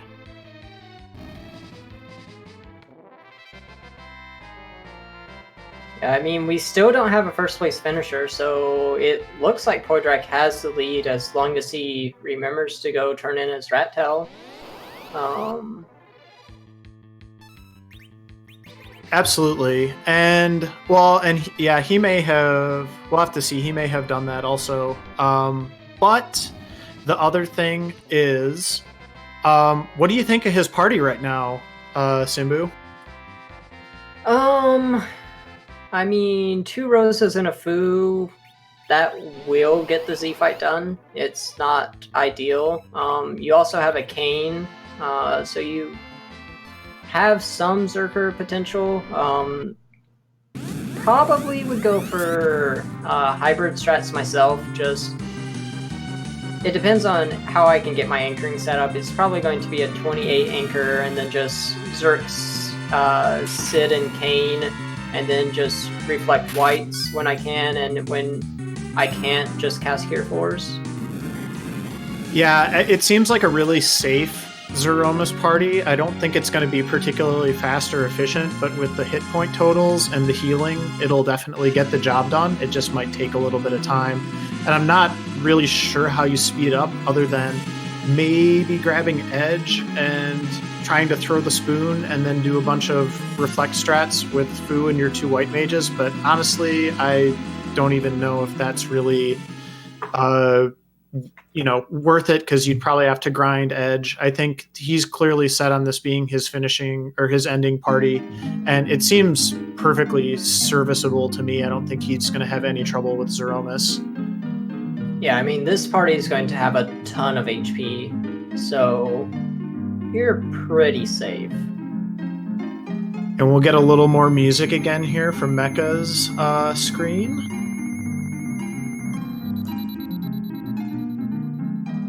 And we also have Rex finally going up and getting his rat tail.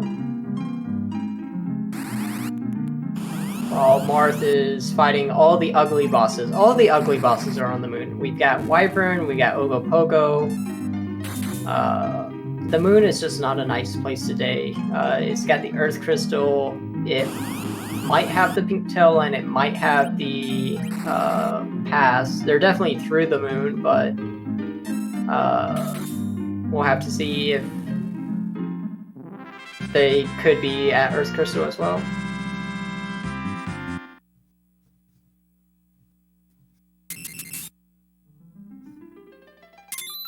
Yeah, meanwhile, Marth continuing to explore the moon for us for our viewing pleasure. He's going to get 2 more key items here. There's the pass for Marth, so at least he's getting something from coming up here, but hopefully he doesn't get rabbit holed because, I mean, again, we're at the hour 35-minute mark. We have no finishers. You're almost expecting it to be somewhere on the moon because surely everyone's checked the entire world, but we did have 45 plus minutes to get underground, so... Yeah, honestly, like the best thing that could happen to Marth right now is somebody finishing. Because I think that, it might even be a little bit too late for that, but I think that might send the message that he's on the wrong path right now. I don't know if that's true because he's had time to check everything. Like anyone could have chose to go to any place on the moon at this point. Yeah, so that's why I was saying, like, I don't think it'll necessarily matter at this point, but like, if he had, like, let's say 10 minutes ago, when he was wiping to Wyvern, somebody had not done, I think that might be a sign to me that I was on the wrong path, but it's really hard to say with a seed like this just because there's a lot of variance with how much time it might take somebody to get through that hook route, for example. And then there were a lot of fights underground that were pretty obvious, pretty easy, but didn't actually get you anything. But Kanazo here just to reaffirm that the moon is just ugly today. Yeah, this is gonna hurt. 4% of match current HP. 4% of current HP, so you got 30,000 more damage to go. Yeah, I think he's gonna get there just fine. Again, like just kind of talking through or thinking through like what might be going through Marth's head right now. You might see a boss like Kanazo at this spot and be feeling like, oh, this has got to be it because nobody's done yet, and this is a pretty difficult spot. But again, we know that he's going to be met with some sadness once this is all said and done.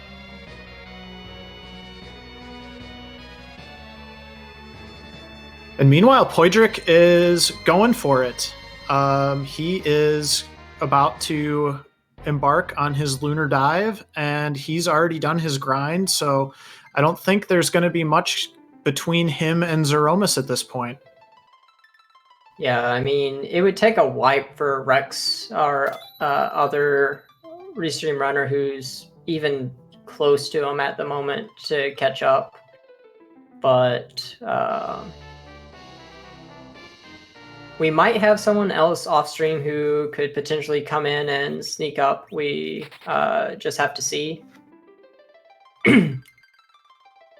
But Mecha also getting his Legend Sword. He'll be in go mode as soon as he warps out of the cave and forges the crystal.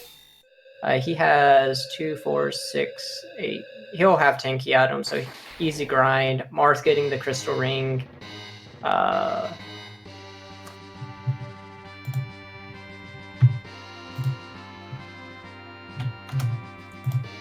Honestly, this is Poidrac's race to lose as far as the people who are on the restream, but there's not a lot of time for people to catch up because honestly, with this many rabbit holes, I think it's going to be a pretty widespread. You had Evil Wall, you had just a lot of different things. But actually, we do have our first place finisher, Woo Bear, finishing in a official SRL time of 1 hour, 38 minutes, and 44 seconds. GG's to him. But yeah, this is definitely going to put the pressure on Poidrac, because now it shows that other people have had time to get through all the rabbit holes. So it's just a matter of if anyone else has decided to take this route and is able to do it faster than Poidrac.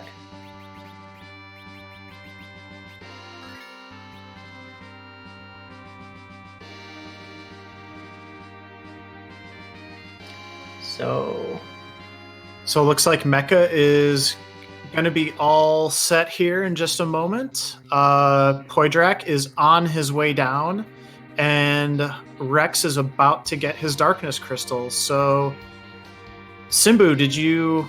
What is the thing that we are always all very curious about as Poidrac leads us down the path to Zeromus? Well, we all want to know whose butt we're going to kick tonight. But we do have a second place finisher. Zilch has finished in second place with 1 hour, 39 minutes, and 28 seconds. So we at least have 2 people who have kicked butts tonight, but we'll have to see how close Poidrac can come to taking a place here. Yeah, and GG's to both Woo Bear and Zilch. Woo Bear has been grinding so many practice seeds in preparation for this event, so it's really, really great to see him with a first place finish, and it really just shows that, you know, practice can really make a huge difference when you're doing something like this. And Zilch also just super solid player. Really good to see him getting in there with a good time. And back to Poidrac and our Zeromus fight here.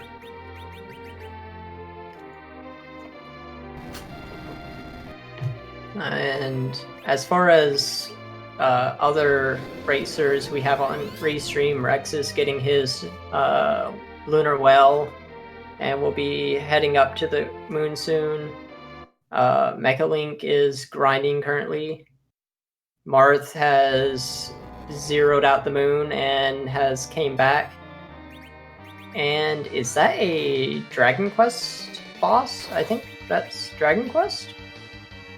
I believe you are correct.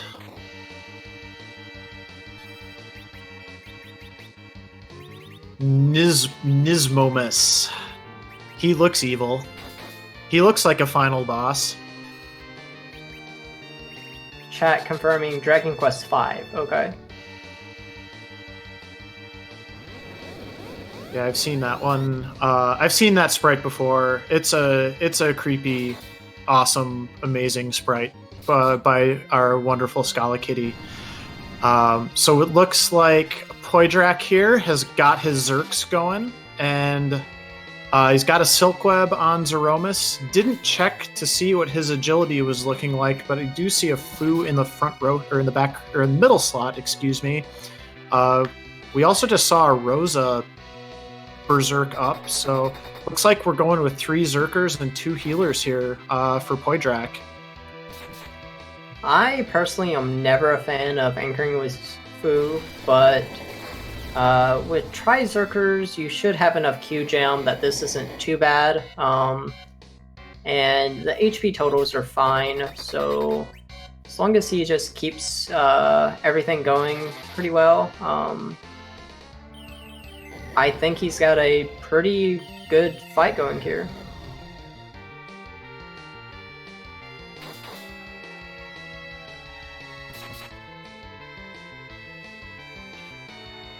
Yeah, I think this should work pretty well. Again, I'm with you. I do get a little bit nervous seeing Foo in that middle slot, because there's generally not a good way to make that work for you. But so far so good, and hopefully it'll continue that way.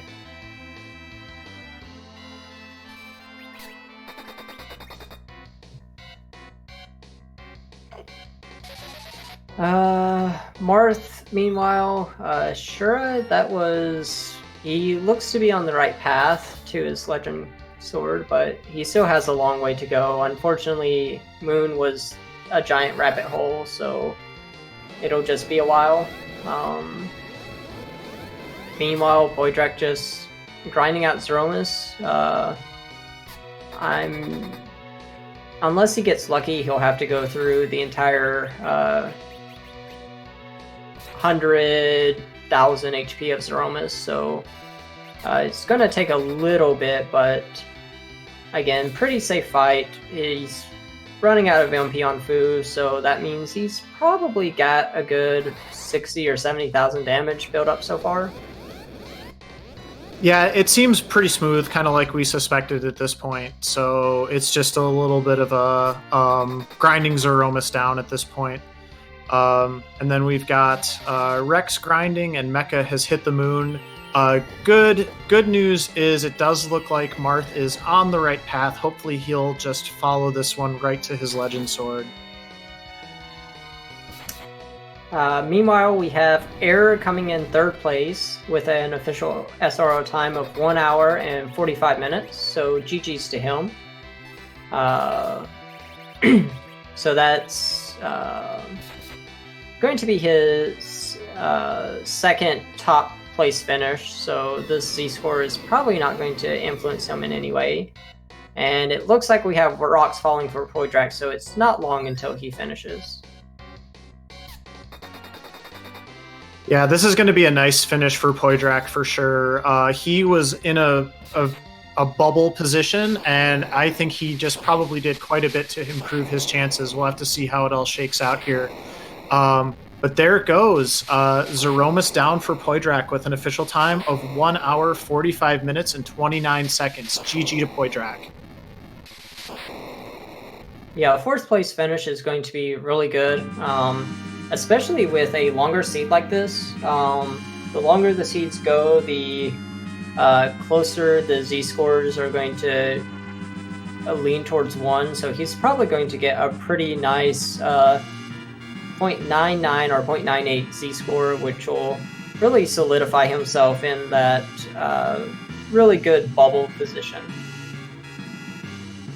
Yeah, absolutely. I think he's going to be very happy with this result. But I'm sure he'll be able to tell us himself here momentarily.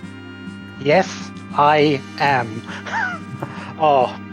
I've been working. I've had a good couple of days on League Flags these last few days with some of the asyncs that have been going on. So I was looking good going into this, and I'm glad it translated as well. Yeah, GG's Poidrac. I thought you played a really, really good race all the way through. We, in particular, really liked your strategy at Evil Wall to just slow the fight down a little bit. Use the life potions to keep your party members up during crush phase, and then just grind out that last maybe 10k of damage or so with Kane. So well done. What went through your head when you saw that Evil Wall on the hook route early on in the seed? First, a little bit of dread, because Evil Wall there is, you never want to see it. It's in this almost the same vein as Inyatsu being there.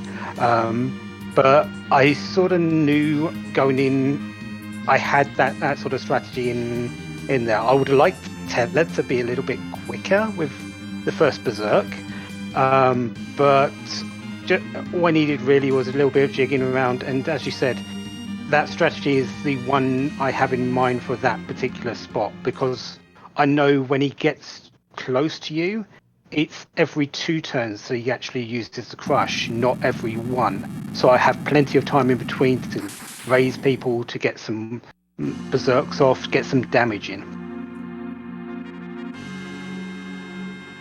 Yeah, it was definitely very interesting to watch you attacking that fight, because we had actually been curious. You were one of the last runners to actually peek the hook, but you decided to actually just go right into it because you had cleared so much of the rest of the overworld before you went there. And then you managed to get through the fight much faster than most of our other restream runners. I think Marth was about 2, maybe 3 minutes behind you, and he eventually caught up, and you two were neck and neck going into, I think it was Dwarf, but he went to Keyless Tower and you went into Baron, and unfortunately he got rabbit hole through the whole moon. Yeah, everything about that said go tower, go tower. Even before or getting that Baron key, go tower. And I have avoided my own thoughts, and I went and followed that chain. Sometimes it doesn't pay off. This time it paid off in spades. It was really interesting as a point of where you broke off from each other too, because you were the two runners on our stream who were ahead at that point. And I was remarking, and I was actually really excited because I'm sure you remember how the tower path played out, where it was Rat Tail into Darkness Crystal. And I thought Marth, based on the percentages, had a really good chance of going up to the moon and finding the Legend Sword. But then you proved me wrong, and Moon was not the answer this seed, which I have a little disappointment, little sad on the inside, but I'm really happy for you on the outside. There's also a little bit of I want to say the metagame of these qualifiers. Moon has had very little for the most part. I felt it has had a few main key items, but it hasn't felt the play to go there until you absolutely have to, because there's been a lot on the Earth. So I just felt stick around, just see what happens. If I had found the Darkness Crystal, I likely would have went up as well, because as you said, the amount of spots that are available. But yeah, I can definitely see why Marth would have went that way, and yeah, I'm just ecstatic with how it actually panned out to the day. It's a lot better than I actually expected, but it's a lot along the lines of what I've been doing recently in terms of times. Yeah, I mean, I can just speak from, someone else who's done commentary with you before, Poidrac, and it's just really, really happy for you to get a solid finish tonight. And yeah, I thought it was really interesting as well, because so we've had 4 qualifiers now. This is the second one where the moon was not required. One of them, one key item, one go mode item was on Earth and the other was on the moon. And then, of course, there's Qualifier 3 where everything was on the moon. I know a little bit about that one. But you're right. There's been 2 out of 4 so far where the moon hasn't been required. So that sounds about right when I kind of posit it in my head. But I mean, is that generally kind of the way you sort of think about the format at this point in terms of where stuff is? At the moment, yeah. I'm not sure if it's just the way the flags have been laying out for me, because it's not just the qualifiers, it's also been some of these async races that we've had for practice. There's been a lot on the Earth as well. Antlion Cave in particular has been a hotbed for underground access recently. Either the darkness, either the magma key or the hook. So that seems to be the new hotness that's going around. But it's really just play the seed for what it is. If you can't do that, it makes it very difficult for yourself. Absolutely. And yeah, so GG's to you again. Any final thoughts on the seed, as we just saw Mechalink also take down Zeromus here for a 9th place finish? But from your point of view, Poidrac, anything else about the seed that you want to share before you head off for the evening? Nothing in particular, except good luck in the next couple of qualifiers. I'm sure there's going to be a lot of people racing to improve their times, to improve their scores, or just to break through into those for their the first time into the top 23. hopefully this has secured my position, but I don't want to rest just yet, so I'm going to be jumping into those races as well. Sounds good. Well, go ahead. I was just going to say we'll look for you more this weekend then. Take care. Have a good evening, everyone. Meanwhile, during our interview, Mechalink was able to finish. It looks like he had 9th place. We'll quickly go through the finishes. We had Aizen Tayama finishing in 5th place. We had Iker finishing in 6th place. It looks like Pita Za finished in 7th place. Gaming with a Wrath finished in 8th place.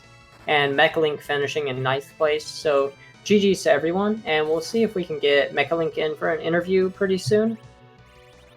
Meanwhile, it looks like Rex is finishing up his Z fight, and Marth is getting closer and closer to go mode. Unfortunately, just rabbit holes the seed. It's Rando's gonna Rando. Yeah, I think he's just got that one check left, and he has provided us with our 100% verifying the seed for us tonight. So thank you for that service, Marth. And additionally, we'll take a moment here while we're seeing about an interview with Mecha, just to thank the entire Restream team tonight. So aside from myself and Simbu on the mics, we've got Lore Master JT Money Motas out there, Lore Master Motas, pushing the buttons, making things appear on the tracker for you. And then Demarine, too, is running the Restream for us tonight. So thank you so much for all that you do to make this broadcast possible. And we are joined by Mechalink now. GG's to you, sir. How did you feel about that race tonight? Feel pretty good. I was hoping for a little better finish when I went into go mode and nobody had finished yet, but was not to be. Yeah, we were a little surprised by how everybody just kind of stacked up there as well. It was interesting to watch on the Restream because there was basically the branching point, aside from getting underground, where you went to Dwarf Castle. Other people did this as well, but you get that Baron key, and then the other option is Keyless Tower. As I'm sure you discovered later on, going up to the tower led to the Darkness Crystal. Following the Baron route led to the Legend Sword. So that was a really interesting moment for the seed, I would say. Right. And, I was also kind of waiting for the moment to gamble, basically, as well, to some degree, right? Like, it was the math play. I tried to follow the math plays more or less all the way through until the last point where it was like, okay, I can go to the moon, and the math says to go to the moon, but the gamble, right, like, is that it's on Earth, right? And that's why I was hoping I would do better, right? Like, but apparently a lot of people decided against going to the moon.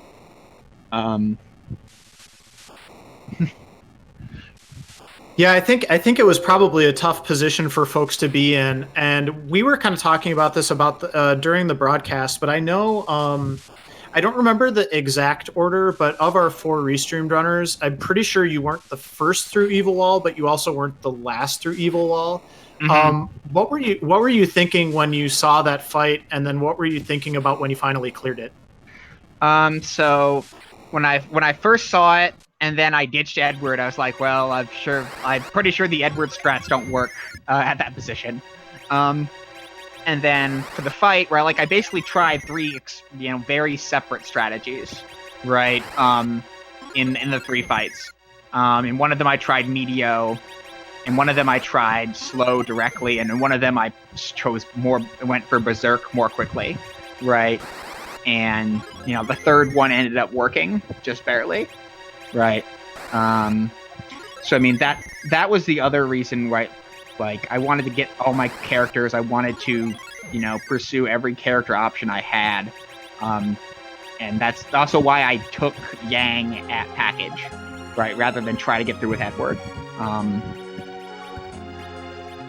Yeah, I definitely think you spent the most time trying to prep for that fight, and it eventually paid off near the end. Poidrac actually was our first runner to get through Eva Wall, and he managed to get Blinks up or he managed to get Berserks up and just life glitch through the crush phase of Eva Wall. So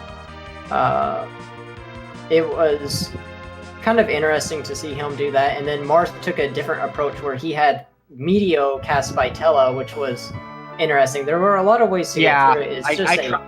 I tried Meteo, it didn't do enough damage, right? Like that was my second attempt, right? Like yeah, it's just Eva Wall is not a fun fight there, and I think that was a major roadblock for most of our runners tonight.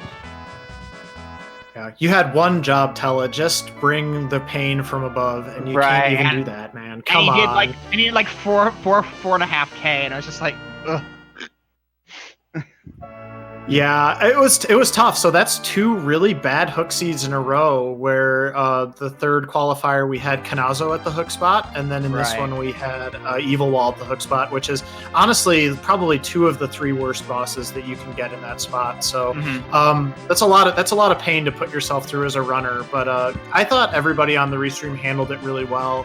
I would say, kind of respected the fight. You certainly did, and just tried to find maybe find a way around or the best way through it. So and that was the other thing I did specifically. I go into Eblin to chest check and get experience for the Yang that I picked up, right? Like for all the same reason, right? Like I knew that fight had some punch to it, so I wanted to make sure I was okay to go into it. Yeah, I know personally I was rooting for a D-Mist at package, but then you got Trollbaz at package, and... Yeah, it would have been nice, but honestly, I think the Yang was... When you had double Cat Claw coming into it, the Yang was like, this is fine. This is fine. Yeah, for sure. And I wanted to check the Kaipo shop as well. That's basically where I was. Kaipo was the last shop on the overworld to check too. So it's like, I'm going to Kaipo. Right, like I'll take the extra minute and get Yang. Well done. I mean, it played the seed really well. Followed your progression paths nicely. I know probably would have preferred something a little higher than 9th, but GG's from the booth for sure. And well played. Yeah, thank you. I'm hoping that 9th gets a decent Z score this time around. My previous Z score came from an 8th, so here's hoping. Well, they were pretty clumped up there, so it'll be interesting to see what they look like. I'm not sure how they're going to play out this time, because it was kind of like 1 and then a little bit of a delay, and then 2 and then 3, 4, 5, 6. So we're gonna have to see what that looks like at the end of the day. But you never know. I mean, this is the kind of seed where we could see some interesting Z scores for sure. So. Yeah, I noticed we have Rex in here as well. rexxraul, nicely done. You came in 10th place, so just 1 place behind Mechalink, and we saw you two kind of running side by side for a lot of that later part of that seed for sure. How do you feel about the seed overall, Rex? I mean, overall, pretty happy. I mean, 10th place when there's like 40 people racing is probably a good finish, no matter what. I mean, I wish I would have done a little bit better, but I mean, we all do. I thought that I heard a little bit of what you were talking with Mecha about, and yeah, that evil wall was definitely. I knew that was going to be a bit of a roadblock. When I got through there relatively fast, I thought I was in pretty good shape. And then when which led to loop, like I thought, okay, now I'm in okay, but then I ended up having to do the tower anyways, so. I don't think I ended up gaining a whole lot of time there that I thought I might have at the beginning. Well, there is one thing I do want to ask you about, Rex, but before that, there is one question I haven't asked either Mecha or Poidrac so far, and what do you think about that Tella Edward start? How did that go over for you? I actually kind of like it. I like a Tella start because then you're a bit free to loot a little bit more because you've got access to that exit spell, and I think that's pretty huge at the beginning of the game on these seeds. Like I was able to pick up some more money and some more J items from chests to help me through the early part of the game. I agree on the exit, and then the big thing, like we hadn't picked up the Gaia drums, right? Like, if from chess, I think we would have been dead, right? Like, we had no way to deal damage otherwise, right? Like, so you run into, we go up the mountain to get our first character, and we can do, like, nothing. But the Gaia drum helped us get a claw our way into having Sid. And then from there, right, like, we were able to break the seed open, right? So yeah, without those Gaia drums, without those J items that we picked up in chests, like, we would have been dead in the water for a bit. Yeah, it could have been much worse. That is for sure. And I also definitely agree with you, Rex, about Tella having that early utility and being pretty useful that way. Another character that has a lot of utility that I know for me personally, I was really excited for. You were actually the first person to do Dwarf Castle and find that Foo that was waiting there. So how did that feel? It felt pretty good. I mean, Foo is just better Tella. So I was really happy to see him. I wanted to get rid of Edward, especially since the evil wall is passed. I know that using the Edward to hide on the evil wall isn't like as feasible in that spot. So even the boss that he's kind of known for cheesing wasn't great for him. So I just wanted him out of my party, and getting Fusia there was really great. And he was almost full powered right off the bat. And that's kind of been one of my gambles, is to play Dwarf Castle early. And I think even if it didn't lead to completing the game as far as key item wise, getting Foo really helped the rest of the seed without a doubt. It made everything go smoother.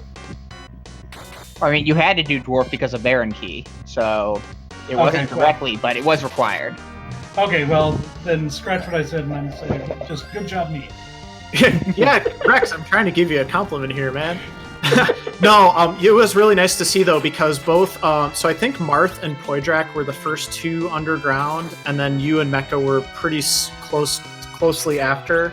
But Marth and Poidrac both went and did, I mean, obviously, aside from the pan checks, right. They went and did all the Feymarch clearing first, and Feymarch was just nothing. So when you went to Dwarf and found, at this point, we knew it was either progression had to be through Dwarf or top of tower. We were pretty ecstatic in the announcer booth to see that Baron Key. And I did Feymarch as well, sirening beforehand, and the bosses themselves were very easy to tear through, so it was a quick waste of time, but was still a waste of time.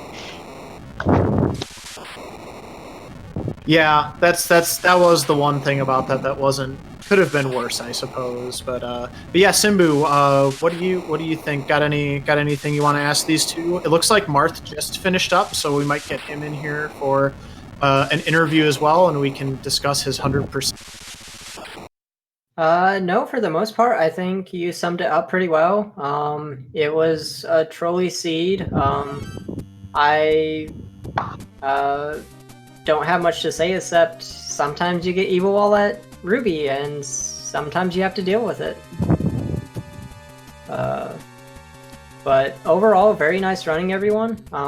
It was very well done. I mean, both of you getting very good finishes. Maybe not qualifying finishes, but still respectable finishes. It's just Rando's going to Rando, and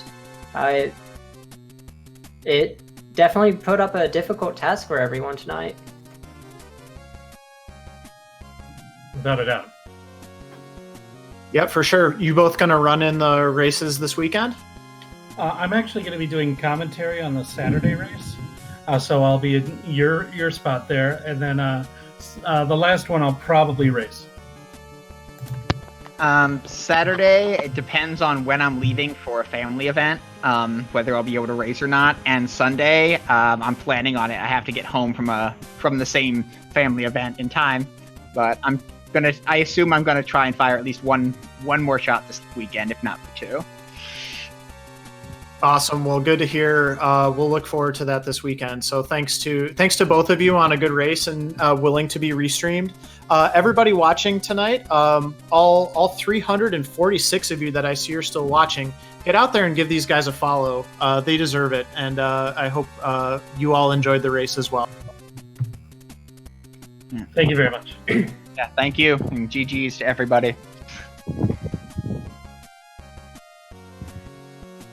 And we are seeing about getting Marth in here for a quick interview as well.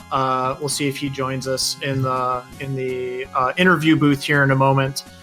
Just as a quick reminder, while we're waiting for that, we do, as we were mentioning, we have 2 more qualifiers this weekend. I am going to grab my calendar and just double check the times for everybody really quick. They are Saturday at 2 p.m. Eastern. And then Sunday, the final qualifier is at 8 p.m. Eastern. And those are both right here on twitch.tv/RPG Limit Break. Meanwhile, we are joined by Marth. So, GG's Marth. Thank you very much. And what a seed, huh? Marth, I got to start by just saying, man, I feel really bad for you. I was rooting for the moon play there. I thought you made just the perfect Galaxy Brain play by avoiding Aaron and going up to the moon by finding that darkness crystal. And it's really too bad it didn't work out for you, man, because I think you maybe had the numbers in your favor by a little bit, and it just didn't work out. Yeah, it's kind of a bummer, really, because at first I thought, okay, I'm gonna turn in the pan just to see what I get from there. Didn't get much. Then I thought, I think I'm gonna do keyless lower babble just to see what I get on top of that. And surely enough, I got the rat tail. Then it turned out to be darkness crystal, and I figured, okay, let's do an early moon play. Perhaps it's gonna play off. But surely enough, the moon was a bust once again.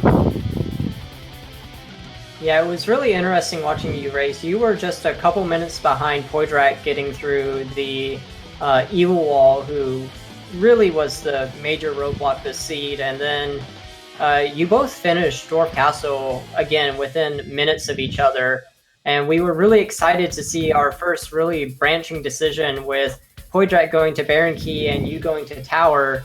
And it was about the same time that you got your Darkness Crystal that he got the Tower Key from Baron. And I'm sorry I commentator cursed you. I was saying, oh, it's like the moon is going to be so great unless Baron has the progression. And unfortunately, you went up there, you cleared everything, and you didn't get much for your efforts. But... Yeah, it was really hit and miss at that point. I mean, I could have played it safe, but even at that, I figured I have such weak characters, so going to the moon and getting an easy bus over there could have put me ahead in terms of levels, given that given the experience that you get over there. And also I had about 9 key items, and I was just looking for that 1 key item to put me over the top, to put me over 10. And when I first defeated I believe the White Spear boss, that's when I got my 10th key item, which was the Magma Key. That I figured, okay, let's go for the Lunar Dragon boss. And I thought it was a great idea, experience-wise, given that there wasn't much to grind with. But again, the moon being a bust is what killed me on that one. Yeah, well, it really felt bad for you because the moon was just full of all the nasty bosses in the seed. You had Wyvern, you had Ogopogo, you had Kainazo. I was surprised about Wyvern. I actually learned something. You probably saw that on my first attempt. What I tried to do is Starveil myself and then use a grimoire to actually goad him into mega nuking me, but that didn't work out. Yeah, I saw somebody comment on that in the chat when you were doing that, because they were also confused that the counter didn't happen, but then somebody else pointed out that it has to actually be Rydia summons, not Grimoire. But yeah, I actually learned something. I learned a couple things actually watching this race tonight. So, but yeah, really well played on the moon. It's just unfortunate it didn't work out. I'm looking at the Z-score spreadsheet at the moment. It looks like you're in a pretty good position to qualify regardless. So I hope you're not feeling too bad about things right now. But not really. Not really. I mean, I did this one just to have some sort of an insurance policy, really, because with the Z-score that I have, it looks comfortable, but I just wanted to be safe. I just wanted to be on the safe side here. But one thing that had me sigh in relief was that Error finished third. So given that he already has a pretty high Z-score, that gives me a bit of a chance there. Well, we still got 2 more qualifiers this weekend as well. Are you going to be able to play in any of the ones this weekend? Sure, why not? Good, that's the spirit. All right. All right. Any last thoughts on the seed? I also just want to give you a quick shout out for your swag medio kill on Evil Wall. We also both saw and appreciated that, so well done. But aside from that, anything else that sticks out to you, or that you want to say while you got the mic? That comes to mind at this point? No, I'm pretty sure that when I'll be off the mic, I'm gonna think of a lot of things I could have said, but at this point in time, no, there's nothing that comes to mind. Well, thank you very much for volunteering to be Restream. We had a lot of fun watching you play. My pleasure. Good luck in the rest of the qualifiers. Thank you. Yeah, nice job. And Simbu, I think we're about ready to wind things down here. We're going to be rating one of the folks who is still actually finishing this seed. So if you missed some of it, if you want to get some more free enterprise, we're going to be rating Captain B. White to watch him wind this thing down here. So go ahead and give him some love and a follow once we get over there. From everybody else here on the broadcast team, again, I'm moonblazewolf, joined by Simbu in the commentary booth. We had Lore Master Modas in the tracking duties tonight, and Demarine2 on the restream. Thanks so much for joining us, and we will see you again on Saturday for qualifier number 5.